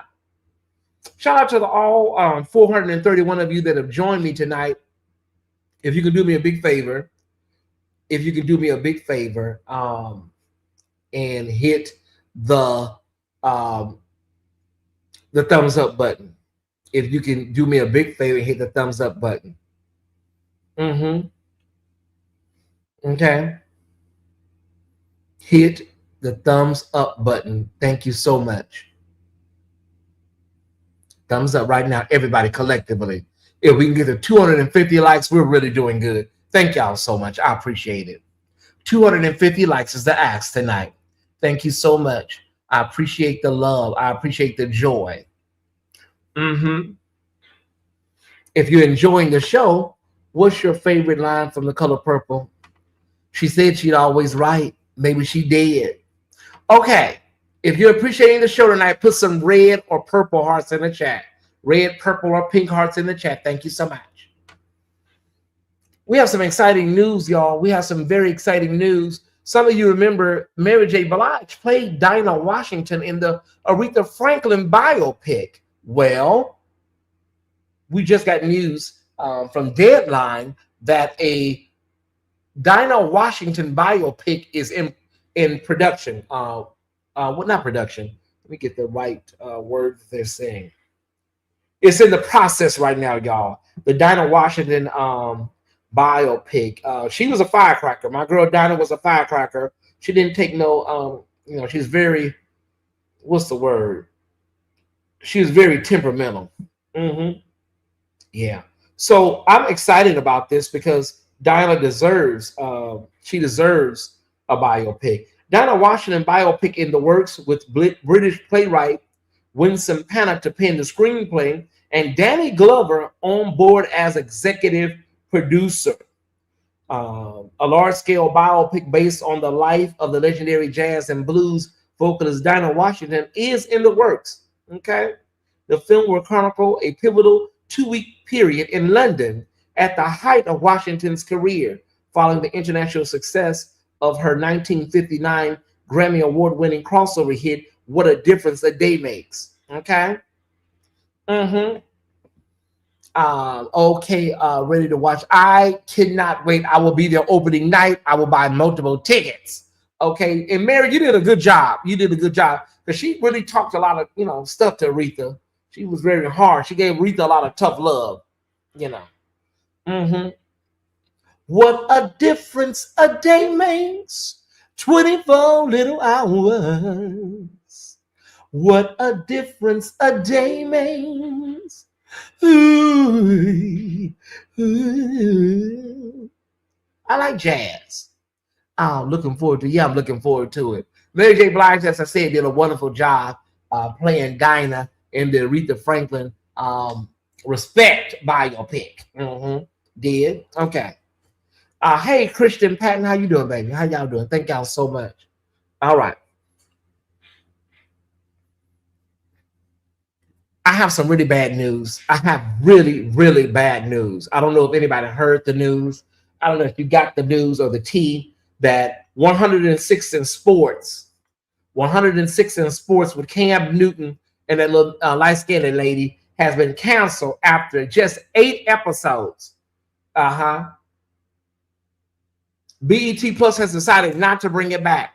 Executive producers LeBron James and Maverick Carter, were the people over there in charge and stuff. Okay, let me say this. Let me tell you what it was. First of all, what's his name? Cam Newton already has a show already. You're being oversaturated. Your management and representation should have told you, like, it's too much. You already got a podcast, sir. And then Cam Newton, although he has a really popular podcast, his personality is really flat, y'all. To me, it is. Like, he doesn't have anything to just, his personality doesn't really, like, I don't know. He's an athlete that has a podcast. And I want to say another thing is his fashion is like, it's just like, sir, like, you should have dressed differently on your 106 and whatever it's called. Because, baby, sir, all of this is too much. Just, it's all these clothes is just, in this look is just, it's so unkept to me. It's unkept, but trying to look kept. So, yeah, y'all, they said, yeah, it's going to be a no dog for them, And I wish they would just start creating new series, right? Like 106 in Park was an iconic show. There was no need for any type of reboot or no. I thought Cam, he is actually, but you're right about it. Yeah, I mean, sir, you're not really all that exciting on your podcast. Why would somebody double around and see you on some show, some sports show? Yeah, it's okay. Yeah, I don't know. I don't have anything to add, Ty Spot. I don't. It's been canceled. It's okay. Honey, they're not picking it up. Wasn't enough people watching. And, y'all need to stop calling these shows classic shows. Stop naming them after classic shows. Yeah, his personality is very dull. He gives me very much athlete. I'm just saying. No shade. 106 in Park never got off the ground. Okay. So, Ty Squad, new followers and friends, I want to discuss this. Sherry Shepherd show has been canceled. She said she's not ready to throw in the towel. Girl, you don't have no choice, honey, if you got let go, okay? But Sherry Shepherd show has been canceled. The Sherry show, Jennifer Hudson has been renewed for season 5. People are upset with Jennifer, who is an EGOT winner, okay? So let's start there. She's won an Emmy, a Grammy, an Oscar, and a Tony. Okay, in that order. Well, not in that order, but she's an EGOT winner. So I don't know why people are upset with her, because her show was renewed for a 5th season and Sherry got the can. What does that have to do with Jennifer Hudson? Why are you mad at her? Does anybody know why everybody's mad at my sister, my girl? He says some ignorant stuff, very hip. Oh, okay. Bees, he does give that tea. He just needs a flute. Oh wow. Congratulations, J Hud. Sherry, listen, baby. Listen, you can come up with other things. You may want to see if your show can be moved somewhere else, maybe go back into stand-up for a while. Maybe do a sitcom or something, Sherry. No, that's the thing. They're on separate networks. They're not even on the same network. So I don't know what everybody's problem is. Because she sucks. Who? Sherry? People are mad because they say that Jennifer Hudson is a horrible talk show host. They say she be asking questions like, oh my God, so you sing. Oh, people just don't like Jennifer Hudson. That's what that is. Because Lunel was over there with her messy ass. Somebody, she can't read. Y'all know Jennifer Hudson can read. She was over there being messy. Lunel, girl, you ought to be ashamed of yourself, Lunel, talking about that girl like that. Tell me, y'all know she can't read. Jen is horrible. Oh my God, you guys! I thought Jen does a good job under the circumstances. So y'all really don't like Jen. Ooh, gee. Okay, so and then Lunel over there talking, she can't read. Well, how you know she can't read? Why would you say that, Lunel? You know, why would you say that? Lunel and Al. Al, be sure, honey. That's stunt. Okay, y'all. I'm not gonna be here all night trying to prop up and try to get people to understand that Jennifer Hudson is a talented young lady in her own right. She played Aretha Franklin inside, and she was on American Idol. She won an Oscar for Dreamgirls. I mean, what else does this woman have to do? What else does she have to do? Do backflips? I mean, y'all, come on, give the woman a chance. Hold on, let me move this over here. Okay, gotta move this over here. There we go. All right, Jennifer. You know what, girl? This is a rough crowd. I'm sorry, I don't care about any of okay, well, you know, probably you don't care about any of them. Well, probably why you don't care about any of them. She said she don't care about any of them. What you? Well, you don't care about Jennifer Hudson or Sherry. You don't watch talk shows, right? She said she don't care about any of them. Jeez, oh my goodness. So you don't care about Jennifer Hudson, or you say you don't care about Jennifer Hudson or Sherry? Do you watch talk shows? Prophetess A. So that'll give us an explanation what you mean. Do you watch talk shows? She said she don't care about neither one of them. Maybe she don't watch talk shows. Oh, you don't watch talk show. Oh, okay, well, that explains it. All right, everybody. Programming note, our show Greenleafish will air tomorrow night in Patreon. We want to put a programming note up at this time, okay? Oh, you don't watch them? Okay, good. Oh, yeah, honey. Ain't it rough in here tonight? You know, good. Oh, my God. Like, Jesus. I don't give a damn about either one of them. God. Her show was kept good. Oh, my goodness. Yeah, they both can fall off a cliff. It's a rough room tonight, y'all. I tell you. I didn't give a damn about that man. What's his name? What's that man name? I know you didn't mean no harm, Prophet today. What's that man name? Now I didn't give a damn about him. Cam Newton. Hey, I don't give a damn about him myself. Yeah. I think Sherry and Jennifer are two talented black women, and they deserve our love and admiration at this time. Okay, Sherry and Jennifer, I need you to help me raise this offer before we get into our top 5 tonight. And then we're done, y'all. I'm not doing no Ask Tyesse. I'm going to go back and watch some other stuff, okay? We ain't doing no Ask Tyesse tonight. When we do this top 5, we're out of here. I got a little review, and then I'm done. Okay. It's support time, y'all. It's support time. It's support time. Support your favorite blogger. Then we're going to get into the top 5 stories of the night. I'm not going to labor long. It's only a test. Okay. So if you want to support me, there are multiple ways to support me on your screen. Okay. Let me see. Okay. There are multiple ways to support me on your screen right now. Okay, my nephew said he's over embalming right now, y'all. He's watching, but my nephew, he's over there embalming somebody. Okay, we love you, nephew. Make sure the people look right. My nephew give you funerals to die for. Yeah, my nephew will give you a funeral to lay down for. He wants y'all to know he's in the back embalming over there at the funeral home. Yeah. He give you a reason to go to the upper room. Cam acts like a jerk. That's a good picture here. Oh, okay. Top Squad, there is the ways to give. Cash App, Chime, Zelle, Venmo, and PayPal. We're going to do 2 ways to do this tonight. We either need $100 or we need $24. Either one. And we're not going to labor long with this tonight. Which one of y'all think we would be better off trying to get this $100 or $124 or $24? What?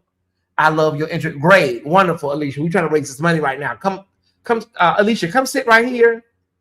Because we're not talking about music right now, Alicia. We're not talking about music. We're trying to raise this damn money. You know, Sonny, I think Alicia's a troll. She has to be. I'm sitting here asking about this damn money. And she telling me I love your intro music. We're not even playing music right now. So I'm beginning to think she's either a troll or either something's going on with her, or she's a little special. Because we're not talking about no damn music right now. Okay.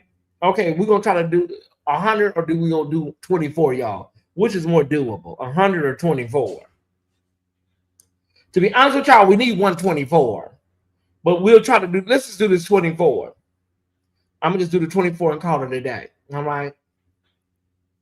Yeah, it's something up with this lady. I don't know, but we'll look. We'll have her. We're gonna open an investigation into her tonight because there's something up with her. Because first she talking about, oh, I'm behind a few seconds. Yeah, we're gonna open an investigation into her, honey, and see what's going on with this lady, Alicia. Yeah, we'll find out what's going on with her. She's telling, oh, I love your intro music. Girl, we ain't even playing no intro music. What are you talking about? So we'll figure out what's going on with her after the show. Now let me see what's going on with this cash, y'all, so we can get to the top 5. Okay, we're $9 away, honey. Let's just close it out with $24. I don't have time tonight. I'm ready to go back and stretch out and get me a piece of banana bread. Okay, we need $9. Somebody hit the $9 so we can finish this up. Okay, I don't have time. I don't have time tonight. I don't have time. We need $9. We're almost where we need to be. Let me see how many people gave tonight, because you know it's a lot. It's a lot doing the kind of work I do. It's a lot working. Okay, Sherman sent 15. Okay, so Sherman, Alicia, Linda, Kenneth, Stephen. Yeah, this don't even match. This don't even go together. We got 1, 2, 3, 4, 5, 6 people have given. Now 7. 7 people have given, and there's nearly 500 people in the chat. Okay, yeah, something is off. Something's not adding up. So that means a lot of these people in the chat are just bushwatchers. Yeah. We're gonna get to this top 5. My husband is laughing so loud.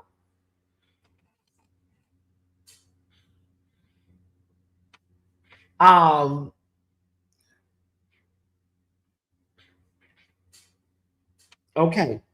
Somebody else just gave. Somebody else just gave. Let me see who this is. Who's the person that just gave? Prophetess A just gave $9. Okay. All right. If you have not supported the platform today or tonight, please do so at this time. We're not going to be taking up multiple offerings. We're just going to hit this one time tonight.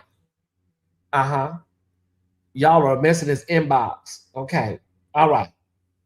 You know what? Let me move on. Let me see who this is. My facial expressions, child. Listen. Let me move on. Thank y'all so much, people that are giving, people that have given so far. I'll take it from here. Okay. If you haven't done so, please hit the like button. Please hit the like button. Yeah. Please hit the like button. Samara, I'll talk to you after the show. I'll talk to you after the show concerning Say It Matters. Okay. I'll talk to you after the show says. Okay, let's get into this top 5.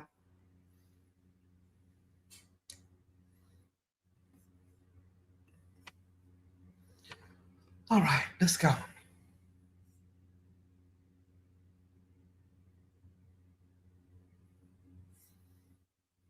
And where do I want to start? Okay, let me start with B. Simone. B. Simone is was a popular influencer, but she has went on the record and said that she has went from making $1 million. Is that $1 million a month, or is that $1 million a day? She was not making $1 million a day, not with them damn TikToks. Okay, she went from $1 million, child, to $10,000. Let me get her correct figure, girl, because ain't no way in hell. Because I know how much I make as a blogger, girl. Ain't no way in hell, mama. Okay.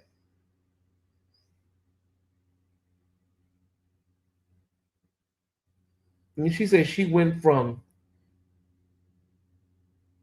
millionaire status to around $10,000. Okay.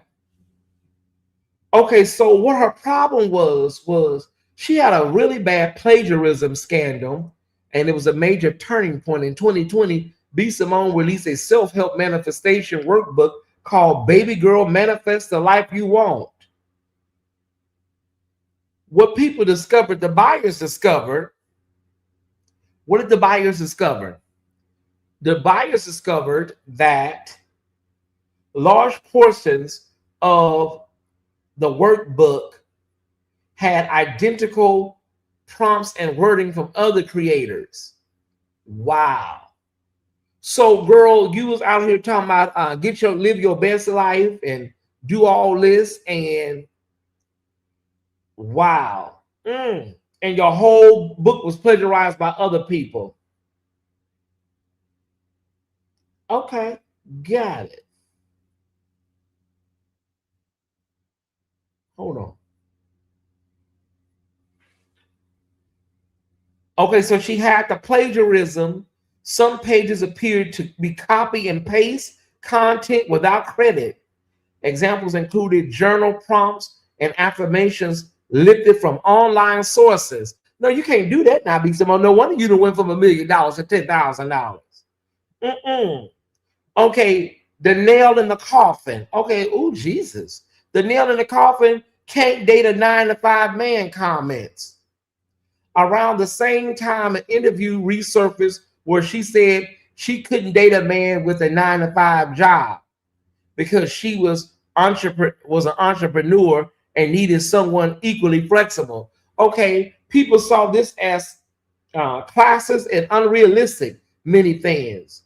Critics pointed out she built her fan base from everyday working people. And then you talking about you can't be with a 9-to-5 man? Lady, what is wrong with you? The clip went viral and added fuel to the already engulfed plagiarism backlash.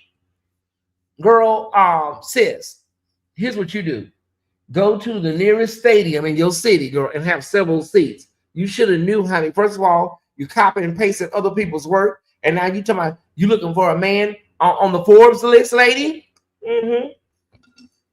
What were you thinking? Sounds like she needs to learn how to live in her means. Sounds like you need to read your book that you plagiarized. Sis, sounds like you need to go read your book that you plagiarized. Self-sabotage is real, y'all. It is really real. Who's her banker? She should be loaded. Child, I just don't believe she was making $1 million a month. I'm sorry. Not with them damn TikToks. Girl, I'd have to see your bank statements. Ain't no way. Coming in at number 5, B. Simone gets real.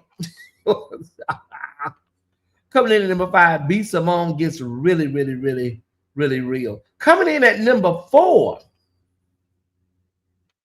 Chris Brown and baby number 4, baby mama question mark drama. Okay, so Chris, baby number 4, bro, you're not even 40. Chris can't be 40 because I'm 50. What is going on, Chris? And this new woman, she's on your neck. I don't know what her problem or what you did to her, Chris. Oh my God. So baby number 1 is Royalty Brown. Number 2 is Aiko Brown. Number 3 is Lovely Brown. Oh, you have 3 confirmed children. Baby number 4 comes in. There's a new woman at the center. Oh, okay. Oh God. Okay. What's her name? Tania Wallace. Okay, Tania or Naya in the blogs identified varies depending on the outlet. Okay, Naya, Nia. Oh, Chris, you need to, baby. You're 36. You need to wrap it up. Who are all these women, Chris? The situation started trending due to alleged leaked DMs claim she was pregnant by Chris. He has a type. He has a type for real. Fans noticing Chris allegedly still interacting with her. Some blogs claim she was expecting his child. He was financially supporting her. There was tension with the other children's mothers. Ooh, honey, this is straight out of a Tyler Perry sitcom. Yeah. Okay, so here's the deal, Chris. Here's the deal. If you're on baby number 4, then it's probably baby number 5 on the way too. Do not end up like Nick Cannon. Don't do that, Nick. Baby, Chris slinging that thing like like Hillshire Farm rope sausage. Oh my goodness. So here's the thing. Yeah, he has a type. You need to get a vasectomy, Chris. You need to get a vasectomy if you're gonna be out here raw dogging it like that, right? And so all of these baby mamas, all of these young women, they don't mind having a baby by you. They don't mind having a baby by you, Chris, because they know that they're going to be set for life. So you got to think about, you know what I'm saying, while you're out here, you're going to be tied to these people forever. You're going to be tied to these people forever, and that's just unfortunate. It really is. I don't know what to tell you. He needs to be on PrEP. That's another thing. Y'all got to get real clear about y'all sexual health, too, because this is nasty. I said the same thing about that man over there with Cardi B. I'm not picking on you tonight, bro. This ain't personal. Some of y'all need to be on PrEP. Y'all need to be on whatever y'all can find. Just mix it up. Bylanta, anything. Bayer aspirin, mix it up and take it, because this is crazy. This is absolutely crazy. The fact that you are 36 years old, and here we got another woman out here wilding and going crazy because she talking about baby number 4 on the way. He needs to be on PrEP.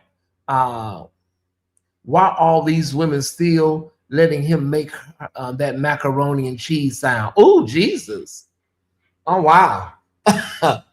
Interesting. Chris, coming in at number 4. Baby, this is horrible. This is horrible. Don't end up like Nick Cannon. Don't end up like Nick Cannon.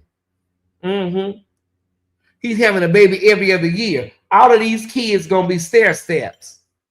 Some of them born the same year. Speaking of, what's that man name? Stephon Diggs. He's coming in at number 3 tonight. Speaking of Stephon Diggs, he's coming in at number 3. Cardi B confirmed that she and boyfriend Stephon Diggs are no longer together. We reported that a few days ago. Following the Super Bowl 2 weeks ago, we reported that. And though there are various rumors about what could have caused, who gives a damn? Okay, there have been no confirmation at this time. Despite this, the streets are saying, this is what the streets are saying. Stephon is trying to get Cardi back and has allegedly been sending her gifts, including a $26,000 Rolex, but she is not falling for it. This is according to the streets. She ain't falling for it. A $26,000 Rolex, flowers, soul food, whatever he can send over there. She still has him completely blocked, and she is very upset with him. According to the source, Cardi considers herself a single mother, and despite Stephon's efforts, she has pretty much put up a wall between them.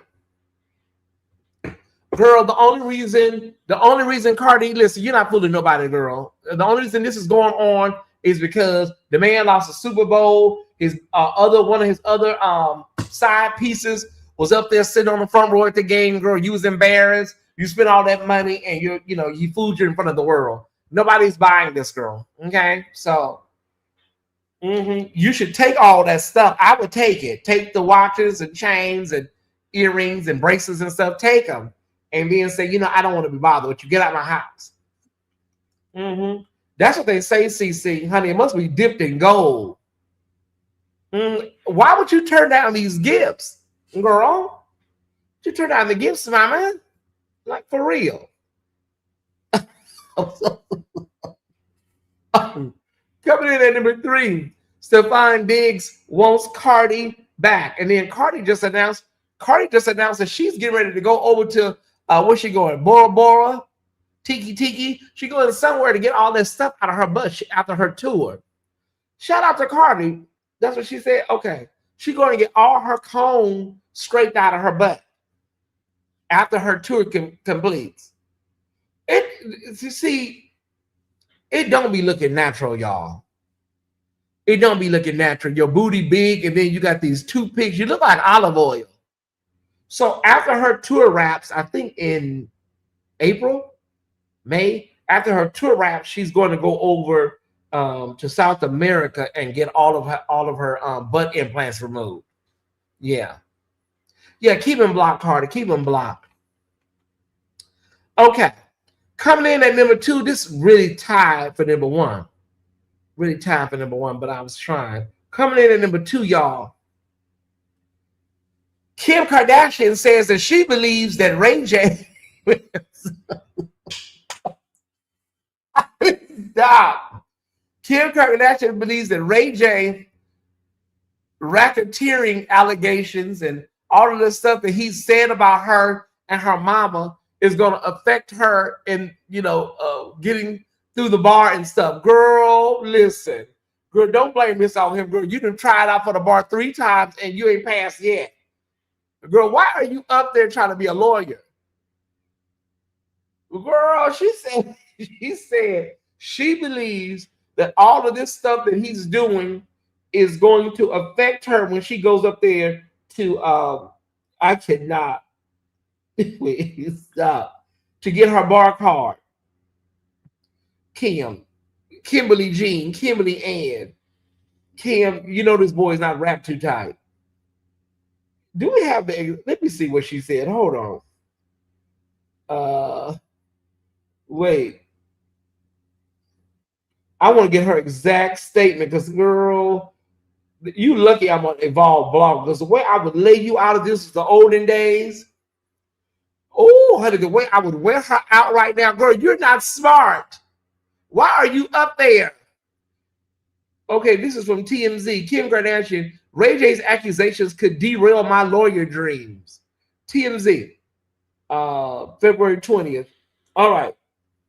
Kim Kardashian says she's worried her ex making false public comments about her being a criminal racketeer could jeopardize her dreams of passing a bar and becoming an attorney, according to new legal docs. You recall Ray J publicly stated racketeering charges against the Kardashians would be appropriate in May last year, and went on to say, if you told me that the Kardashians would be charged for racketeering, I might believe it. A few months later, Ray J went on a live stream and said, the federal RICO I'm about to drop on Chris and Kim is about to be crazy. Oh, Jesus. The feds are coming, adding that it is worse than Diddy. I remember I covered it. Kim and Chris sued Ray J for defamation over the comments, and in a newly filed declaration says, when Ray J made these allegations about me and my mother, he had absolutely no basis to make them. The reality TV mogul says she's never been charged, indicted, or accused of committing a crime, including any sort of RICO violation. She adds, I have never been contacted by a government authority or agency or a civil litigant in connection with any alleged potential criminal activity. Y'all are typing in this chat, baby. Okay. Kimberly, girl, what happened, mama? What happened? You went up there, you tried to pass the bar twice so far. You failed 2 times. Okay, now what? Is Ray J fault? Girl. Kim was out there one day when she was younger. She said, Mama. She said, Mommy, the ups truck is here. Mommy, the ups truck is here. And her mama said, girl, what ups truck? She said, the only thing I see outside is the UPS truck. All right. So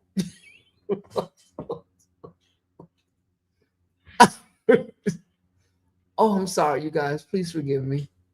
She said, Mommy, the ups truck is outside. Okay. She should have just gone to law school. Y'all listen, I ain't got nothing to do with it.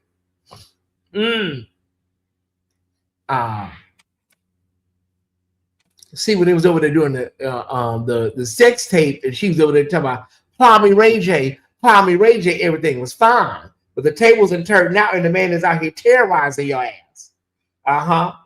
Yeah, like the damn Gap band. Thank y'all for the cash apps that are coming in. I appreciate it. All right. Poor Ting Ting. Yeah, poor Ting Ting. Okay. Our number one story tonight. Her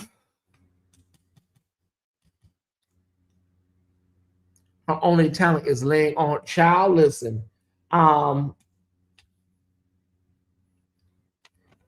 We've all seen The Bodyguard with Whitney Houston. I seen a conversation on another platform about the rumors that they're going to remake The Bodyguard.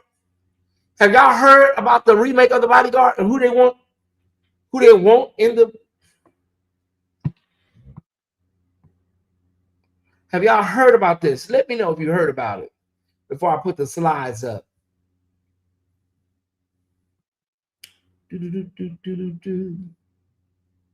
Have anybody heard about a remake of The Bodyguard?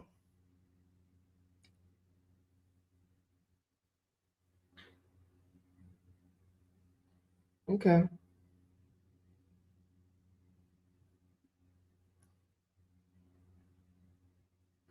Taylor Swift is reportedly in final negotiation with Warner Brothers after accepting an offer to play Whitney Houston's role in The Bodyguard. The deal is almost done, according to insiders, following extensive talks. Taylor Swift. And then this was discussed after her Eras tour. Okay. The Bodyguard remake, according to Deadline, the Bodyguard remake with Taylor Swift Eras tour director is in the works. They won't. Wait. They want Idris Elba. What? I cannot. Okay, wait. Bodyguard. This is from Deadline. Bodyguard remake with Taylor Swift Eras tour director Sam Wrench and juror number 2 scribe in the works at Warner Brothers. Warner Brothers has just set plans to revamp The Bodyguard, the 1992 romantic. Wow. Also, they want to reverse it and make it a white woman and a black man. Oh, okay. I just coming in at number 1, y'all. Are you ready? Who gonna sing? Can I ask a question though? Who gonna sing Whitney Houston's all them songs? Are they gonna have somebody? Are they gonna have somebody do a voiceover for her? Baby, it ain't no way. Ain't no way. Ain't no way in hell they gonna have this woman singing "I Will Always Love You." Not in this lifetime. Hey, they're gonna have to find somebody who should give her a throat transplant. They got to dig Whitney Houston up, get her throat up out the grave, and then put it inside her throat. That's the only thing where they go. They must. Oh yeah, that's what I'm thinking. They must have some song because she's singing the like meow meow meow. Chickadee should be able to guitar. Chickadoo, chickadee, meow meow meow. Hoo hoo hoo. Let me call Idris' wife. Child, Idris, don't sign on to that shit. Let them find somebody like that man that playing Bridgerton. He would be a good man. Yeah. All them little girls are gonna come and see it. So it'll be a blockbuster. All her fans, she don't even need the rest of the people to come. All she needs is her fans to come out there and see it. If all her fans come, it'll be a blockbuster. She don't even need none of us to come. Because honey, her fans are like, gee whiz. If I should stay, I would only be in your way. So I'll go, but I know I'll think of you every step of the way. And I will always love you. Bittersweet. Ow! I'm gonna start crying. Memories. That is all I'm taking with me. So goodbye. Goodbye. Ah, I love Dolly. Okay, you love Dolly. Okay, honey. We talk about Whitney. This Whitney right now. This is Whitney's song. Hell, Dolly, all Dolly did was go up there to that bank and cash them damn checks. Huh? Neither do I. Whitney and Dolly. We trying to focus on Whitney right now. All Dolly did was go up there to that bank and bust them checks. So goodbye. We both know I'm not what you need. And Dolly loved Whitney's version. Okay, y'all, I don't give a damn about damn Dolly. We trying to focus on Whitney. You said nobody care about damn Dolly. Everybody talking about what about Dolly? To hell with Dolly. Everybody talking about what about Dolly? Who gives a damn about Dolly? Ooh, Tyesse, what about Dolly? Let's talk about Dolly. To hell with damn Dolly. And I will always love you, my darling, you.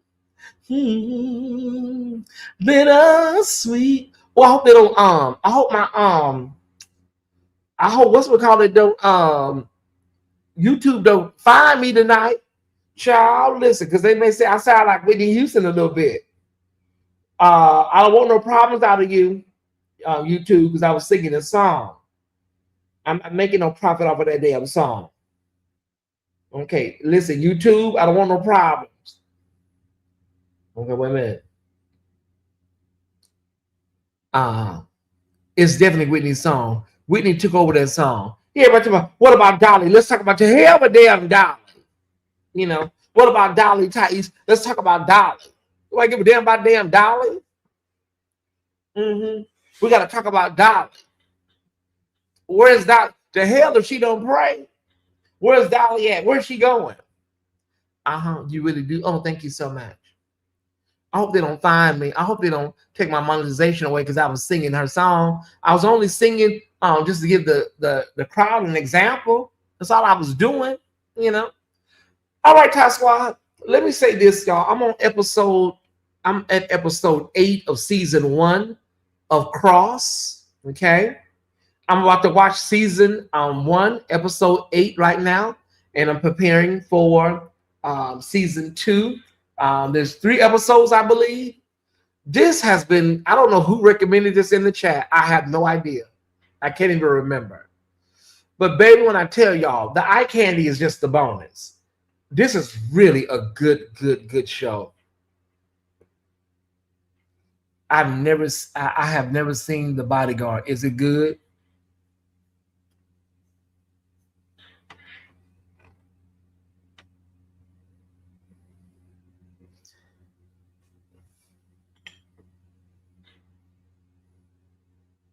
Let me I'm gonna get back to that. Let me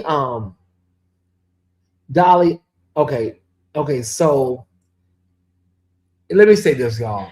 There have been so many twists and turns. As I said, it is set in Washington, D.C. It is eye candy full. It is a really tour de force performance by Aldris Hodge and the Old Spice Man, Mustafa Isaiah, or Isaiah Mustafa. Yeah. And his eyes, this man's eyes are just intense. Cross. His eyes, honey, listen, I promise you, are so intense. It's like he's looking through you, through the TV screen. Oh, my goodness. Okay, now, I'm about to watch episode 8, and then tomorrow I'll be ready for season 2. I'm so happy. I'm so excited. Are you happy for me? Say you're happy. Okay. All right.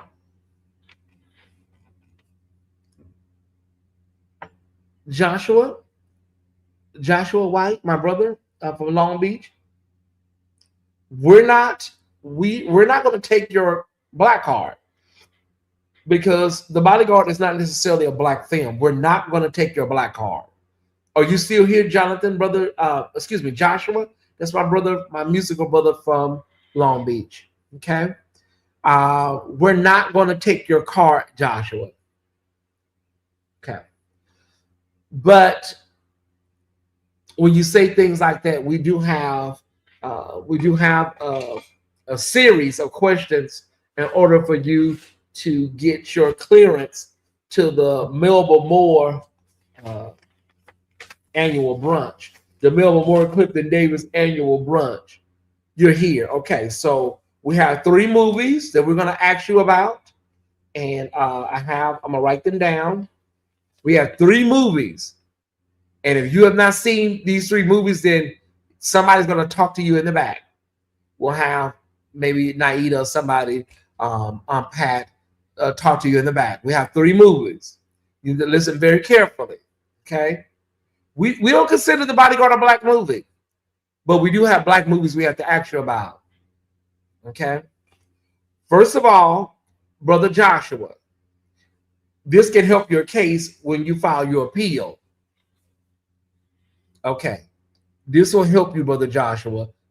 Okay, so we'll be able to walk you through this. Were you raised in grain with black culture? Or are you biracial? Because sometimes that we want to give you a fighting chance. Were you raised deeply ingrained with black culture? Or are you biracial? I had the Bodyguard soundtrack. Oh, okay, so we can give you 30 points for that. Okay, 30 points. I'm going to put that here. 30 points. But were you raised ingrained with black culture, and are you biracial? See, we can help you. We can fight for your appeal if you have some points.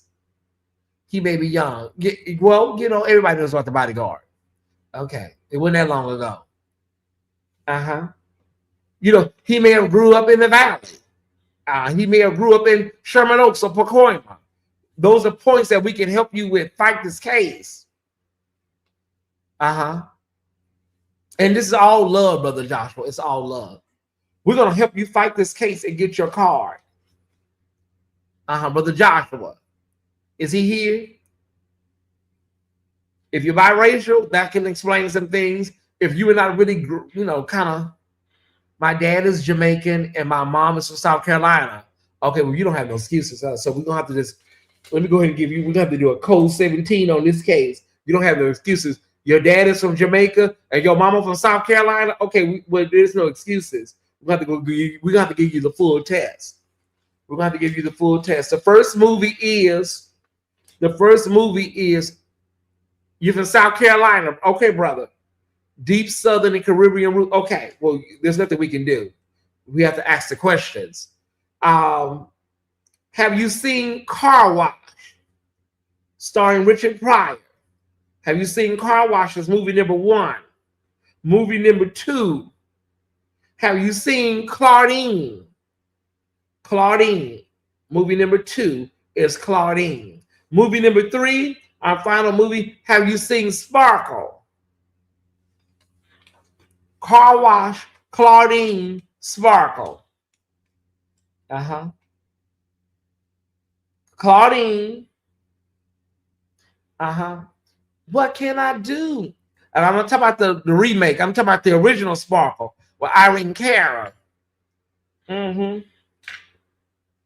When a sister said, he's as big as you can get, mama. Okay, have you seen any of these movies? The Wiz always coming on BET Plus, so everybody done seen the Wiz. Every Thanksgiving, Christmas, they put the Wiz on BET and and TV One. Okay. Yeah, they always putting the Wiz. Is he still here?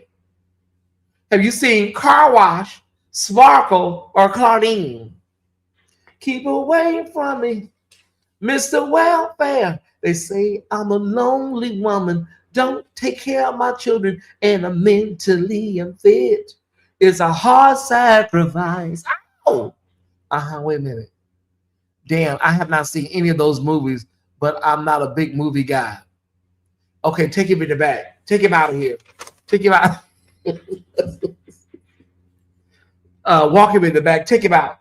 Open that back door. Take him in the back office. Take him out of here. Oh.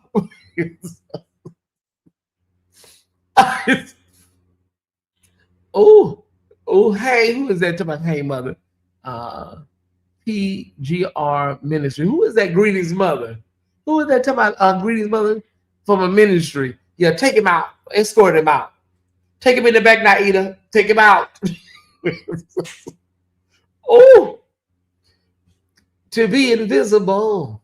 You got to hear. See, them songs on Claudine, man. To be invisible will be my claim to fame. A girl with no name.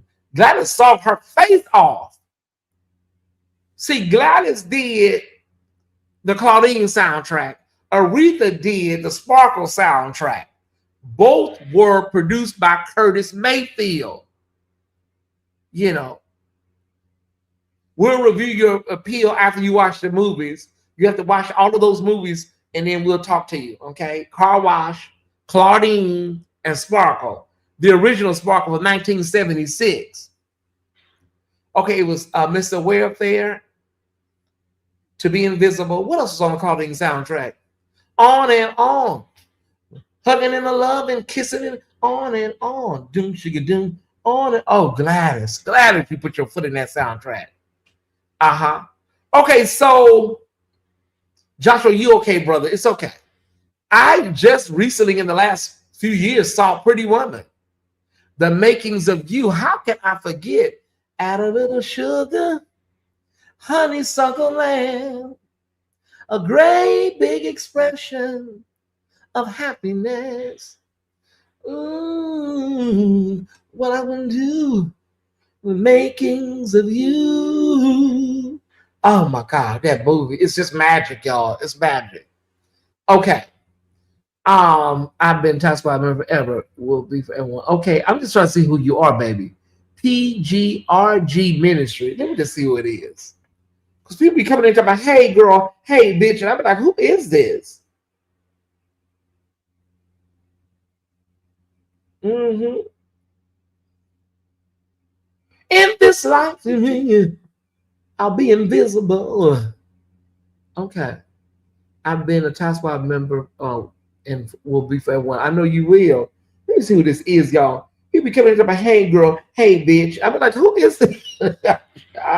Who are these people? Let me see who this is. Go to channel. Background TV Grant. Background TV Grant. Okay. I'll be invisible. TV Grant. I don't know. Breakthrough TV Grant. What's your name? TV Grant. What's your is that your name, Grant? TV Grant? What's your whole name? I've been a Top Squad member and will forever be one. Give me your whole name. To be invisible. Let's see now, to be invisible is in my head. You know, to be invisible. A man with no name. Well, she said a girl with no name. Man, that stuff is so classic. The Car Wash, Sparkle. Listen, Top Squad. I don't have nothing against Whitney Houston. Whitney Houston wanted to remake Sparkle. It was a pet project. She loved the movie. She wanted to remake Sparkle. We love Nippy. Girl, listen, Whitney, girl, you did what you needed to do, girl. It just was a no for us. It just didn't work, Whitney. It was a solid movie, but y'all changed too much. It just, oh, Whitney, girl. Oh, Whitney. Oh, no. First of all, they moved the movie from Harlem to Detroit. The movie wasn't dark. And the original Sparkle, I don't know whether because they couldn't afford lighting. It was just so dark. Everybody was looking at the screen like, turn some lights on. You know, the movie, the original Sparkle was so dark. Maybe they couldn't afford lights or lighting. I don't know. We was all looking like, girl, when are they gonna turn the lights on up in there? You know. Yeah, I just think that it should have been remade, and then, excuse me, and then sister didn't die. She didn't die in the remake. Child, that was a whole movie. When sister died, we all, honey, when I first saw it and sister died, I fainted. I fainted right there in front of the TV. So Sparkle is a classic movie from the 70s. It is kind of like an urban dream girls, y'all. It's kind of like an urban dream girls. You got three sisters, you know, trying to, you know, get into the music scene, and one of them meet a pimp, and child, the rest is history. And so it's beyond a classic. It's iconic in the Black community. Sparkle. Claudine is in the same, you know, on the same tier. You know, Claudine, Diane Carroll, Black mother raising 6 children in Harlem, and she meets a garbage man, and they go through the ups and downs of Black love, right? So Claudine, oh my God. See, with Claudine, they added the actual soundtrack from Gladys Knight and Claudine. And Sparkle, they didn't do Aretha Franklin voiceovers. They had Lynette McGee and Irene Cara sing. Aretha Franklin did the Sparkle soundtrack. I don't know if it came out after or what, but I'm not sure what the timeline was. But in the movie Sparkle, they didn't put Aretha's vocals over the movie. The movie, they allowed the ladies to sing. And so it was just really, really beautiful. Yeah.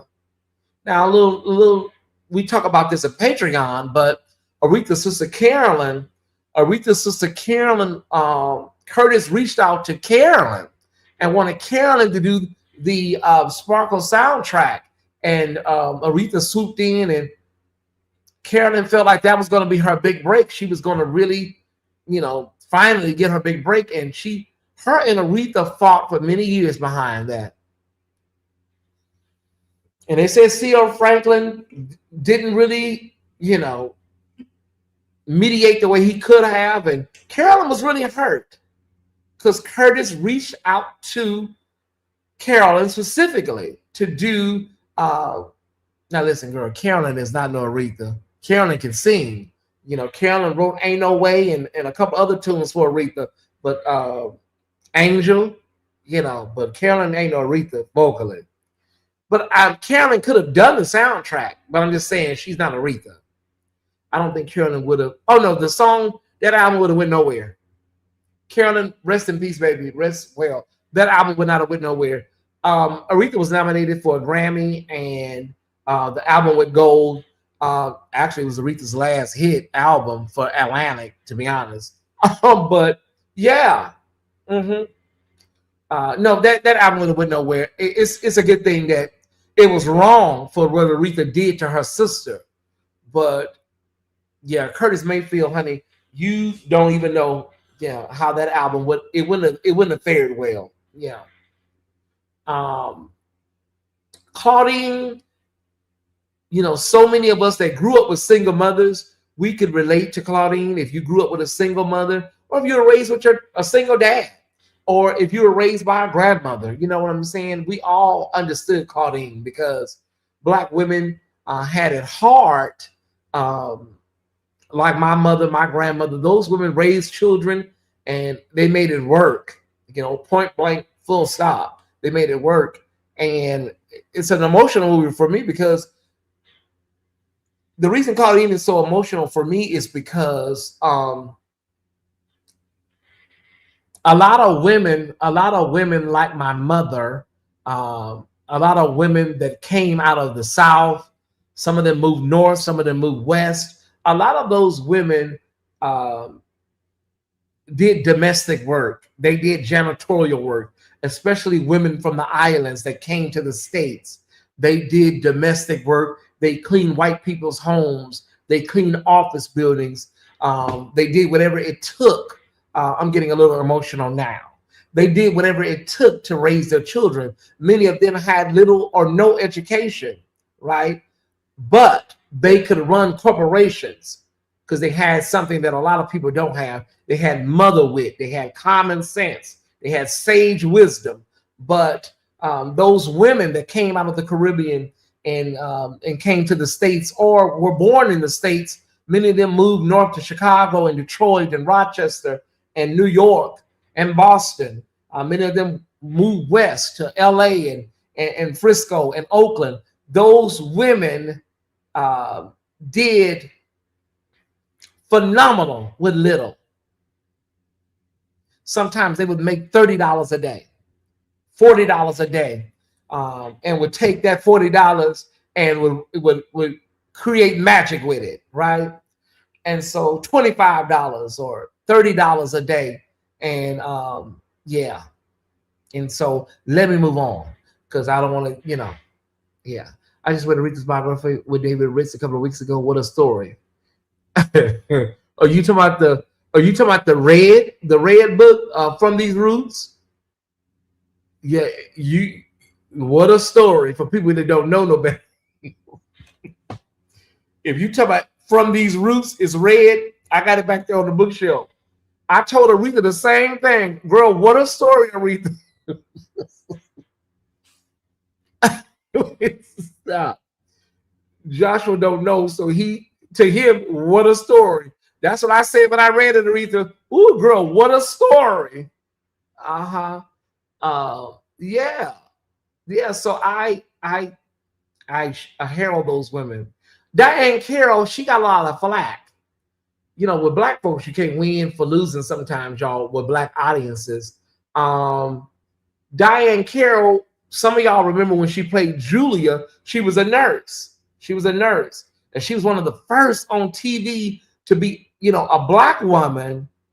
She was a black woman, a nurse. She had a little boy, Julia, Diane Carroll. And she had a very hot, handsome boyfriend, man friend. And first nominated for this, nominated for that. She was the first black woman to have her own TV show or whatever. And black people were like, this is unrealistic. This black woman, she got a nurse, her house clean, and her hair pretty and stuff. Black people really it's a long time squad. She got a nice Capone set and all this nice furniture and the little boy hair combed and stuff. A lot of times the imagery that they put on us is a lot, Then the same woman, Diane Carroll, then she does Claudine, a single mother of 6 on welfare that meets a trash man. And then black people was like, ooh, child, yeah, we can't do no better than this. We done came out the cotton fields. This is all we can do. She was just a nurse with a boyfriend and a little boy with his hair combed and stuff. That was unrealistic. She do Claudine, then it's, oh my God, this is the best we can do. We just came out the cotton fields. Oh my God, you just can't win, y'all. You can't win. So Diane was nominated for an Oscar for her role in Claudine. She lost. It was just atrocious, y'all. Diane and Diana Ross and Diana, I believe they were nominated the same year. Was that Diana yeah, I think it was Diana and Diane. Or was it Diana and Cicely? I can't remember. So let me see. I think it was Diana and Diane. No, it could have been 2 Dianas at the same time. It was, wait a minute. I know, what's the name would tell me. Wait a minute, hold on. Mark is not here. He would know. Because it's Diana Ross, Cicely Tyson, Diane Carroll. Okay. Can you give me the years Diane Carroll, Diana Ross, and Cicely Tyson were nominated for Oscars?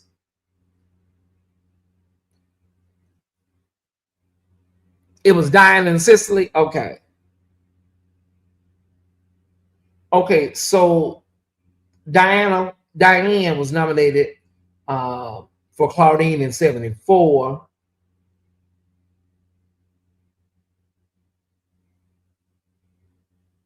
Okay, you're right. It's Diana and Cicely was together. Okay, that's the year they lost to Liza Minnelli. Yeah, Liza Minnelli for Cabaret. That's the atrocious. I couldn't believe it. Diana Ross should have won the Oscar for that straight jacket singing along. So Diana and Cicely were nominated the same year for Lady Sings the Blues and Sonder. Yeah. So Claudine was nominated in 74. She lost that year as well. Another one, Sonder, see the shows that should be airing for Black. Another good one, Sonder. Yeah, those movies are classics. Those movies are classics. Sonder, can I be honest? I've never seen Sonder, y'all. And I love Paul Winfield. I love Cicely Tyson. And I have never seen Sonder, y'all. I know it's going to be hard to believe. Tyesse, no, I have not. I'm not going to sit up here and lie. I have never seen Sonder. I have not. I'm sorry, y'all. I've never seen it. But you know what? I may watch it this weekend. I've never seen Sonder. Yes, I know that's hard to believe. I know. Yeah, I have not seen Sonder. I can't sit up here and act like, oh yeah, I've seen it, because I haven't. No, I have not seen Sonder. I've seen everything else, so that AMC plays a lot. Yeah, AMC plays a lot of great movies. Yeah. Oh my God, how long have we been on, y'all? Oh, we're just 2 hours and 12 minutes. I'm gonna get out of here because I'm off. Other than Patreon, the makeup for gotta make a makeup Patreon, but I'm off this weekend. So thank y'all so much. Okay. Now the Color Purple went through a lot too. Okay, y'all, I will watch it this weekend. Okay, I will watch it this weekend. Thank everybody that gave tonight. Alicia, Shelley, Prophetess A, Sherman, Alicia, Linda, Kenneth, Stephen, I McDonald starting the night off. Starting the night off. Thank y'all so much. The Color Purple went through a problem as well, y'all, with protests, boycotts. Have you seen The Learning Tree? That sounds familiar. I think I may have. Is that with Alfred Woodard in it? Yeah. Yeah. There was a big space. There was a big space between Hattie McDaniel in the 30s and Whoopi Goldberg didn't win until the 90s. So you had Hattie McDaniels in the 30s, and then you didn't. A black woman didn't win until Whoopi Goldberg won in the 90s. So that was a big space. There were a few people nominated in between there, and people were hopeful that you were hopeful because the performances were stellar. But hopeful is one thing. I just finished watching Hers. It was good. Hers. Yeah, so Hattie McDaniel, 30s, is it 30s or 40s, whatever, 30s, 40s, and then you get to 50 years later, Whoopi Goldberg wins for Ghost, and Whoopi Goldberg should have won for The Color Purple. At the time, some people were saying, was this a makeup Oscar? Don't get me wrong, Whoopi Goldberg killed in Ghost. That she really killed it, but people were asking like, it was a good role, but was this a makeup Oscar for, His and Hers? I just think I seen something His and Hers. It was so good. Oh, I think I did. Okay, I saw that. Okay, I think I know what you're talking about. Yeah. So, I'm talking about The Color Purple. So yeah, there was a big space in between the two, Tie Squad. Yeah, it was a big space in between Hattie McDaniel. Now, Hattie McDaniel, people don't know it, but Hattie McDaniel actually had to sit in the back in the kitchen during the ceremony, you know. So this organization, that's why we're not really ever shocked. Hattie McDaniel sat in the back by the damn stove in the kitchen during the ceremony. She could even sit in the event space. She had to sit in the back by the stove in the kitchen. So when you think about it, this organization has been racist from its inception. So no one is ever shocked. But you think, you know, every now and then you think, oh, they may get it right. Look how they keep robbing. Yeah, Angela Bassett is not going to have that many opportunities. They robbed her for What's Love Got to Do with It. And Angela Bassett has not had Academy-worthy movies. She's had critically acclaimed movies. That's what people don't understand. You can have critically acclaimed, great roles, but they may not be Oscar-worthy films, right? So she had What's Love Got to Do with It, and she didn't have another Oscar-worthy film until Black Panther. That's a lot of years. That's 30 years in between. So, you know, they gave it to Jamie Lee Curtis. I don't even know. I stopped trying to figure it out. You know, I stopped trying to figure it out. But The Color Purple had the NAACP boycotting. The Color Purple had the Nation of Islam upset because they were saying the way black men were being represented with Mr. And The Color Purple got 11 Academy Award nominations, 11, and they lost all of them. They didn't win anything. 11. It was just too much. It was too much hoopla around the movie. And The Color Purple was ahead of its time, y'all. The Color Purple was ahead of its time.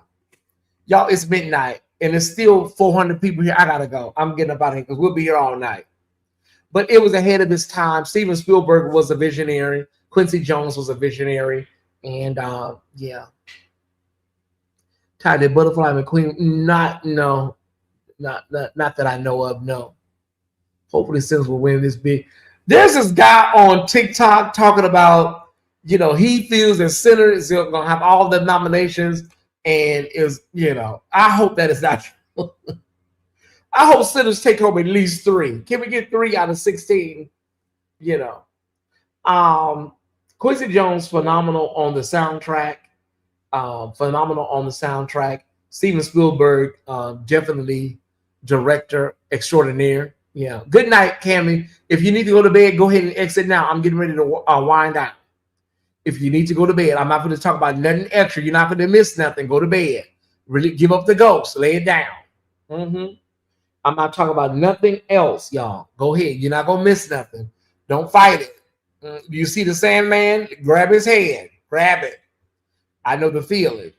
Grab it. I'm not talking about nothing but black film and cinema. Restful night, everybody that's going to bed. Go on, get you some good sleep.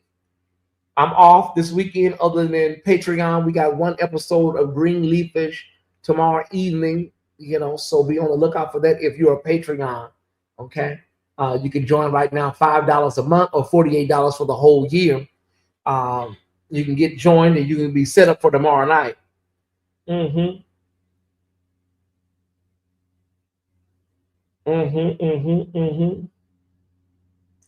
Hold on.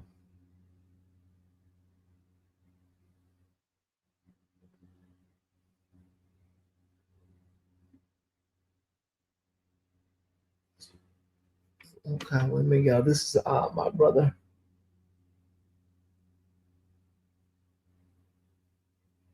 Oh, wow. Okay, thanks, Larry. Trump said F the Supreme Court. Oh, yeah. Trump said F the Supreme Court. Well, they don't follow, them people don't follow no rules, y'all. What was y'all expecting? I could care less what the Supreme Court says. So, y'all, he's already, Tasquad, he's already set the, you know, the thing in motion for defying things. So he's already done that. So this is what He set all that up for us. So when it happens, when he starts doing this king stuff and this monarchy stuff, people are already, he is so disgusting, Bees. I could care less what the Supreme Court says.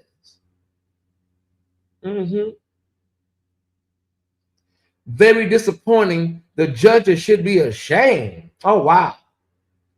And legal challenges ahead. Moving forward with his 10% global tariff. 10% tariff on all imports. New executive order. Using the Trade Act of 1974. Well, go ahead on, honey. Go ahead on, girl.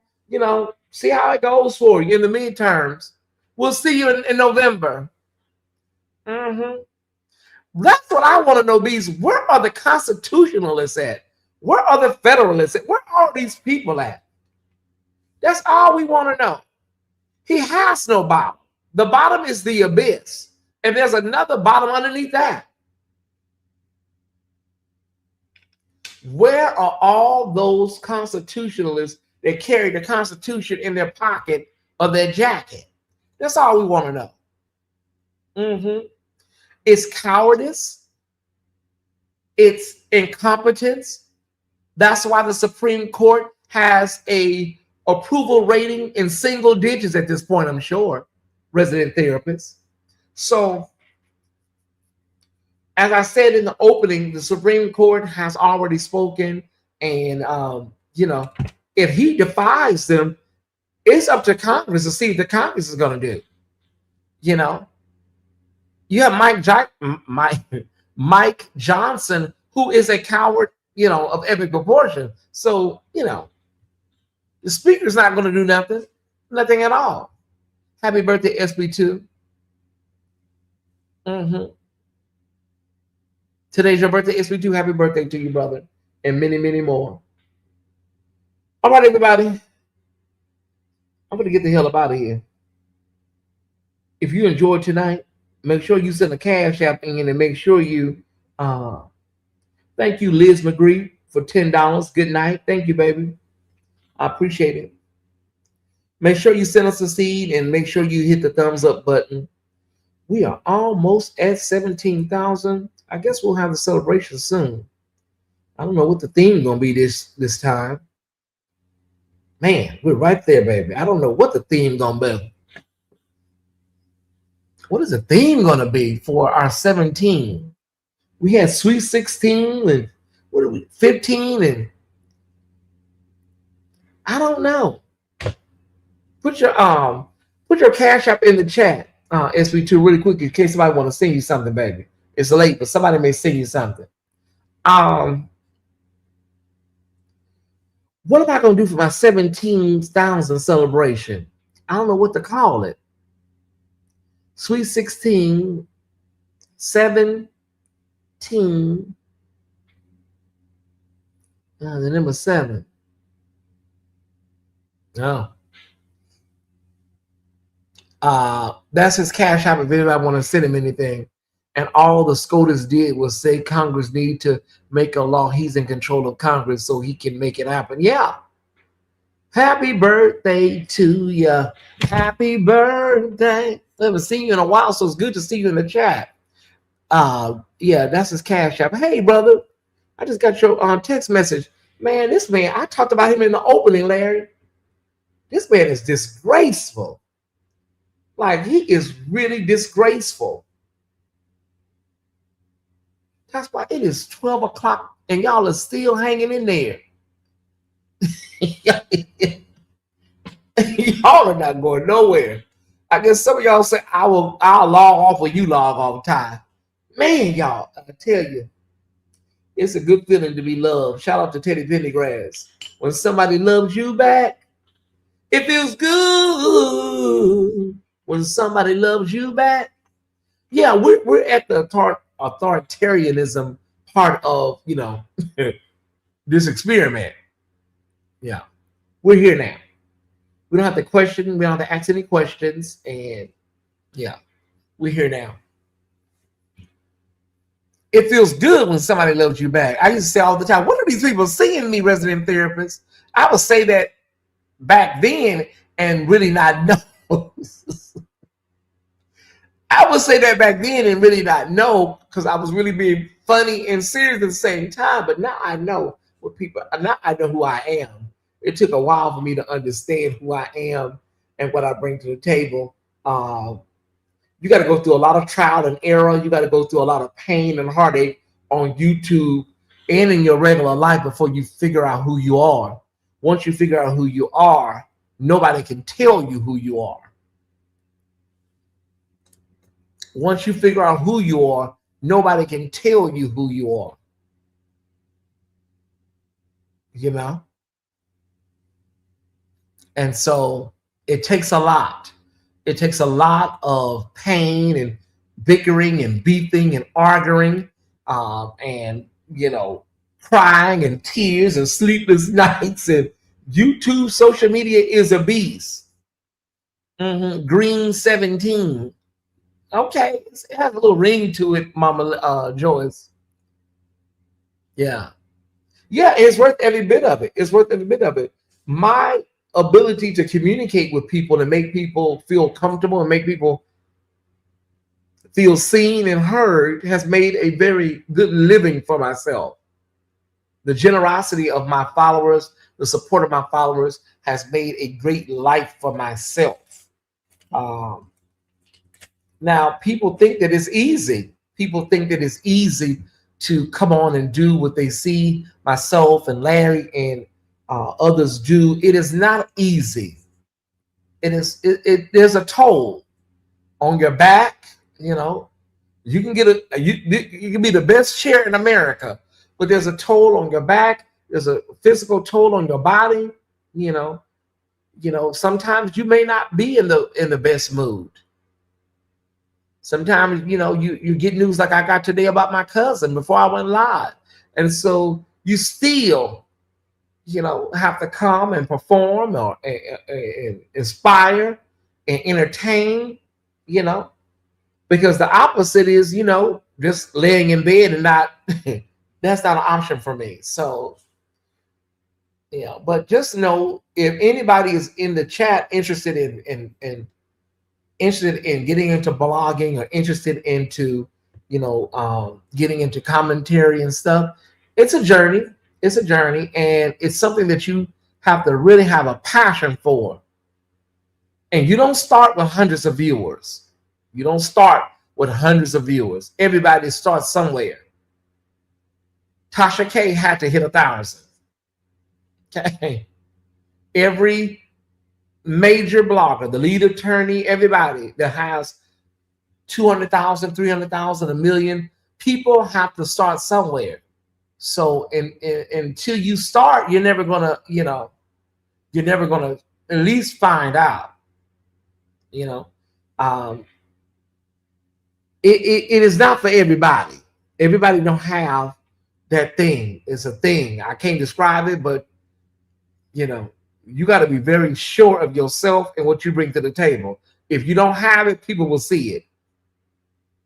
People will see it. And so some people, you know, come on and, you know, they, you like, girl. Okay, baby. It's platforms with lots of subscribers, and it's like, girl, it's like watching paint dry. But, you know, so it's a matter of taste. Yeah, it's a matter of taste. I'm sure it's a lot of work. Yeah, so you have to be prepared to have a lot of eye strain and have a lot of, you know, sleepless nights and produce it in the car. Like I'm always producing and putting something together in the car on the way home. It's always, you know, something. I'm very interested in it. Just make sure you have a personality and make sure you have what it takes to keep people's attention. Because if you don't, those people will hit it. If you don't, they're gonna punch it. You'll know, because it's not gonna take off. You will know it's not gonna take off. You were just talking about Paul last night with the thorn in his side. Keep going. Oh yeah, you got to keep going. Ain't no choice but to keep going. Miss D, what's your thing? What you gonna be doing? What's your topic, Miss D? You said you're very interested in it. What's your topic? What's gonna be your niche? See, people be coming on and talk about, hey everybody, good evening, everybody. This is Lisa. Hi everybody, what's up? Thank y'all for tuning in. I mean, what's up? Girl, we already know what's up. Come on, what you gonna talk about? Hey everybody, what's happening? Cooking vegan food. Okay, there's an audience for that. Cooking shows do very well. You know, hey everybody, what's going on? Girl, you've already asked us that. What's going on with you? You've asked us that 4 times already, girl. What's going on with you? Why are we here? Cooking vegan food. Okay. You got to get you a multi-camera setup for the kitchen. Make sure your kitchen is, nice and organized and clean, of course. I be seeing people cooking in kitchens. I'm like, girl, you really got the cameras on in there? Make sure your kitchen, it don't have to be modern. You don't have to be modern, but make sure your kitchen is clean, organized, and make sure your food looks appealing, The cooking sector is really, really popular, Miss D. That one lady, she gets on me and Samarta's nerves, but we watch. What is her name? Me and Samarta always watch her. She cooked for her 6 kids on YouTube. And she'd be like, she'll look in the camera when she's cooking and she'll go. And she'll finish seasoning. What is that woman's name? Me and Samarta watch her all the time. I never catch her name. She cooked for her husband and her 4 kids. And she looked like this. She'll be cooking and she'll just look in the camera and go. Not cooking with Kaya. What's that lady name, y'all? Oh my God. Jess, that is her. That is her. Or she gets up. I don't like the way she chops stuff. I don't like the way she seasons stuff either. Cooking with Jess, that's her, y'all. Oh, but I love her. I love watching her cook, but some stuff just irks me because I'm a certain type of cook, y'all. Girl, stir that stuff. Stir it right. What are you doing? Oh, girl, give me that spoon. Give it here. Give it here. I don't like the way she stirs some stuff. I don't like the way she chops stuff. I love her because she wears my nerves out when she do certain things. When she make her gravy, oh my God, that gravy disturbs my spirit. Ooh, that gravy, she just makes gravy just totally different from me. She put the flour in the pan, then she browned the flour. Girl, what are you doing? Her name is Cooking with Jess. We love Miss Jess, but honey, ooh, she's addictive to me. Then she browned the flour, and then she browned the flour some more. Girl, if you don't get some onions and some oil and saute them onions and throw in some flour and stir that stuff up and brown it, and take that damn starch off that flour and add some beef broth to it. Her name is Cooking with Jess, and then she be cooking and she'll just look over the camera and go like this. You'll go over there, y'all will be to watch all her videos tonight. Y'all, she cooked for her husband and her kids. Sometimes the husband will come in the kitchen, he'll help her chop up some stuff. He get on my nerves too. Get out the way. Sir, get out. Just go get out the kitchen. He gets on my nerves too. Sir, just thank you. Thank you for coming. Get out the way. Yeah, check out Cooking with Jess. You will enjoy her. But me, I'm a Food Network, like OG Food Network. Ina Garten is like, she is like the holy grail to me. I could sit and watch Ina for hours. Oh my God. Ina Garten right there on the Food Network, y'all. My favorite dish that she makes is company pot roast. Yeah. Oh, Ina, honey, that's my girl. I always wanted to live in the Hamptons because of her. I I always wanted to live in the Hamptons because of her.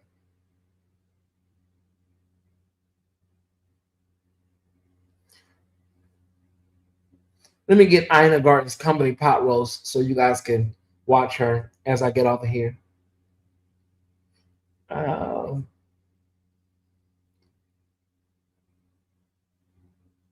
Here it is. This video has 1.5 million views. Now, she's braising her pot roast. It's a little more on the braised side, y'all. There's a lot extra liquid in it. I don't do all that liquid in my pot roast because it's more on the braising side.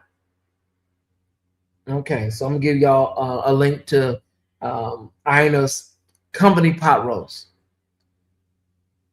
She takes so long. Girl, if you don't just hurry up and get this stuff done. Okay. Man, tonight was a great show, Ty Squad. Tonight was a great show. Well, that's what they say. That's what they say, honey. I'm all about community. I try to cultivate a great space here. Some people get me, and I hope everybody gets me. Some people get me, and some may not. Anyways, everybody, can we get the 8 more likes? We need 8 more likes. We just need 8 more likes, and we're out of here. I'm going to give y'all the link to Ina Garten so y'all can see this pot roast for yourself. Okay, Ty Squad, we need 8 more likes. Let me know when we get them. Let me know when we get a mail. See, I'm about to go back here and watch. Oh my God, I'm not prepared for this season finale of Cross. Ooh, Jesus, I'm not prepared. My nerves, I can't take it, y'all. This season finale of Cross, I don't think I'm ready. Ooh, Jesus. Episode 8, season 1. Oh God, I'm gonna watch it before bed tonight. Okay. Are we there, Mel? Because honey, listen, I'm ready to go to bed. I enjoyed tonight's show. I really did.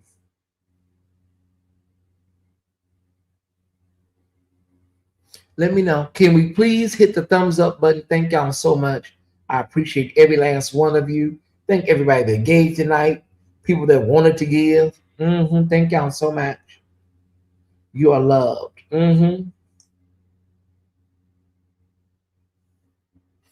Thank y'all so much. You're loved. Can we get 8 more likes? We just need 8 more thumbs up. We need 5 more. Okay. We know everybody have not hit the like button. That's impossible. So we know that there are 5 people here that can hit the like button. We also want to give you one more reminder to support the platform financially. There you go. Okay. We just need one more reminder. There it is. Okay. Thank you so much. If you haven't done so.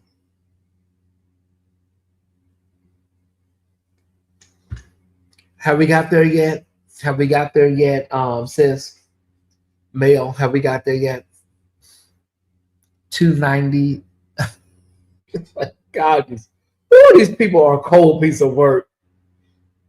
Maybe when we're long gone, Male, somebody will study it.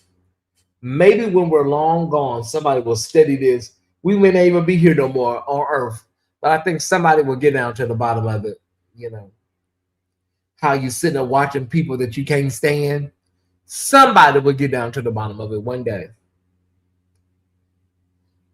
Ooh, that was a hard one.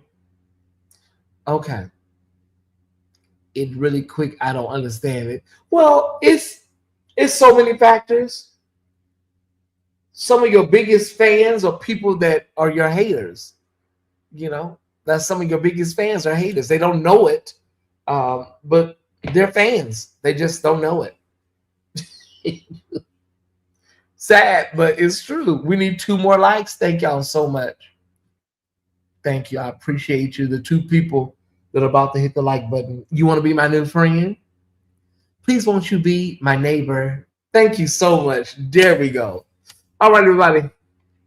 Thank y'all so much. I appreciate everybody that made tonight a great financial blessing, a great viewership blessing for me tonight. I will see everybody tomorrow night for a new episode of Greenleafish in Patreon. Miles, make sure to put some links in the chat. Okay. Let's try, maybe it's going to be early because it's Saturday, maybe 8:30ish East Coast time. So be on standby for that. You will get an email notification. Just know that it's all because of you, everything that I do. I love you guys, and I'll see you tomorrow night. Patreon.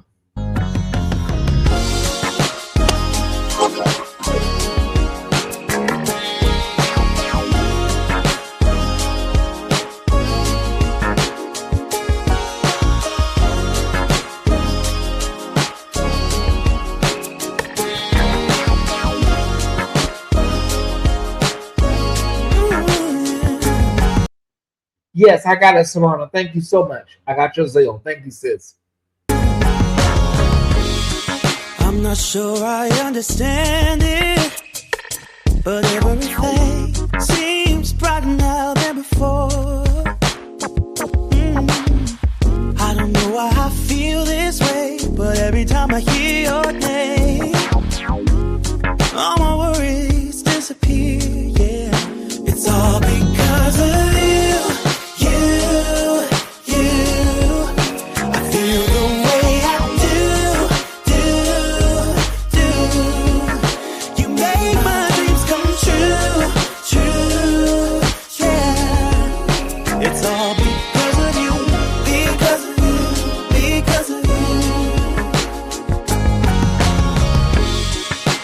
Fall in love so easily, 'cause I don't wear my heart up on my sleeve.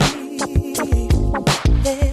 I don't know if you feel the same, but every time I hear your name, my worries disappear. It's all because of you.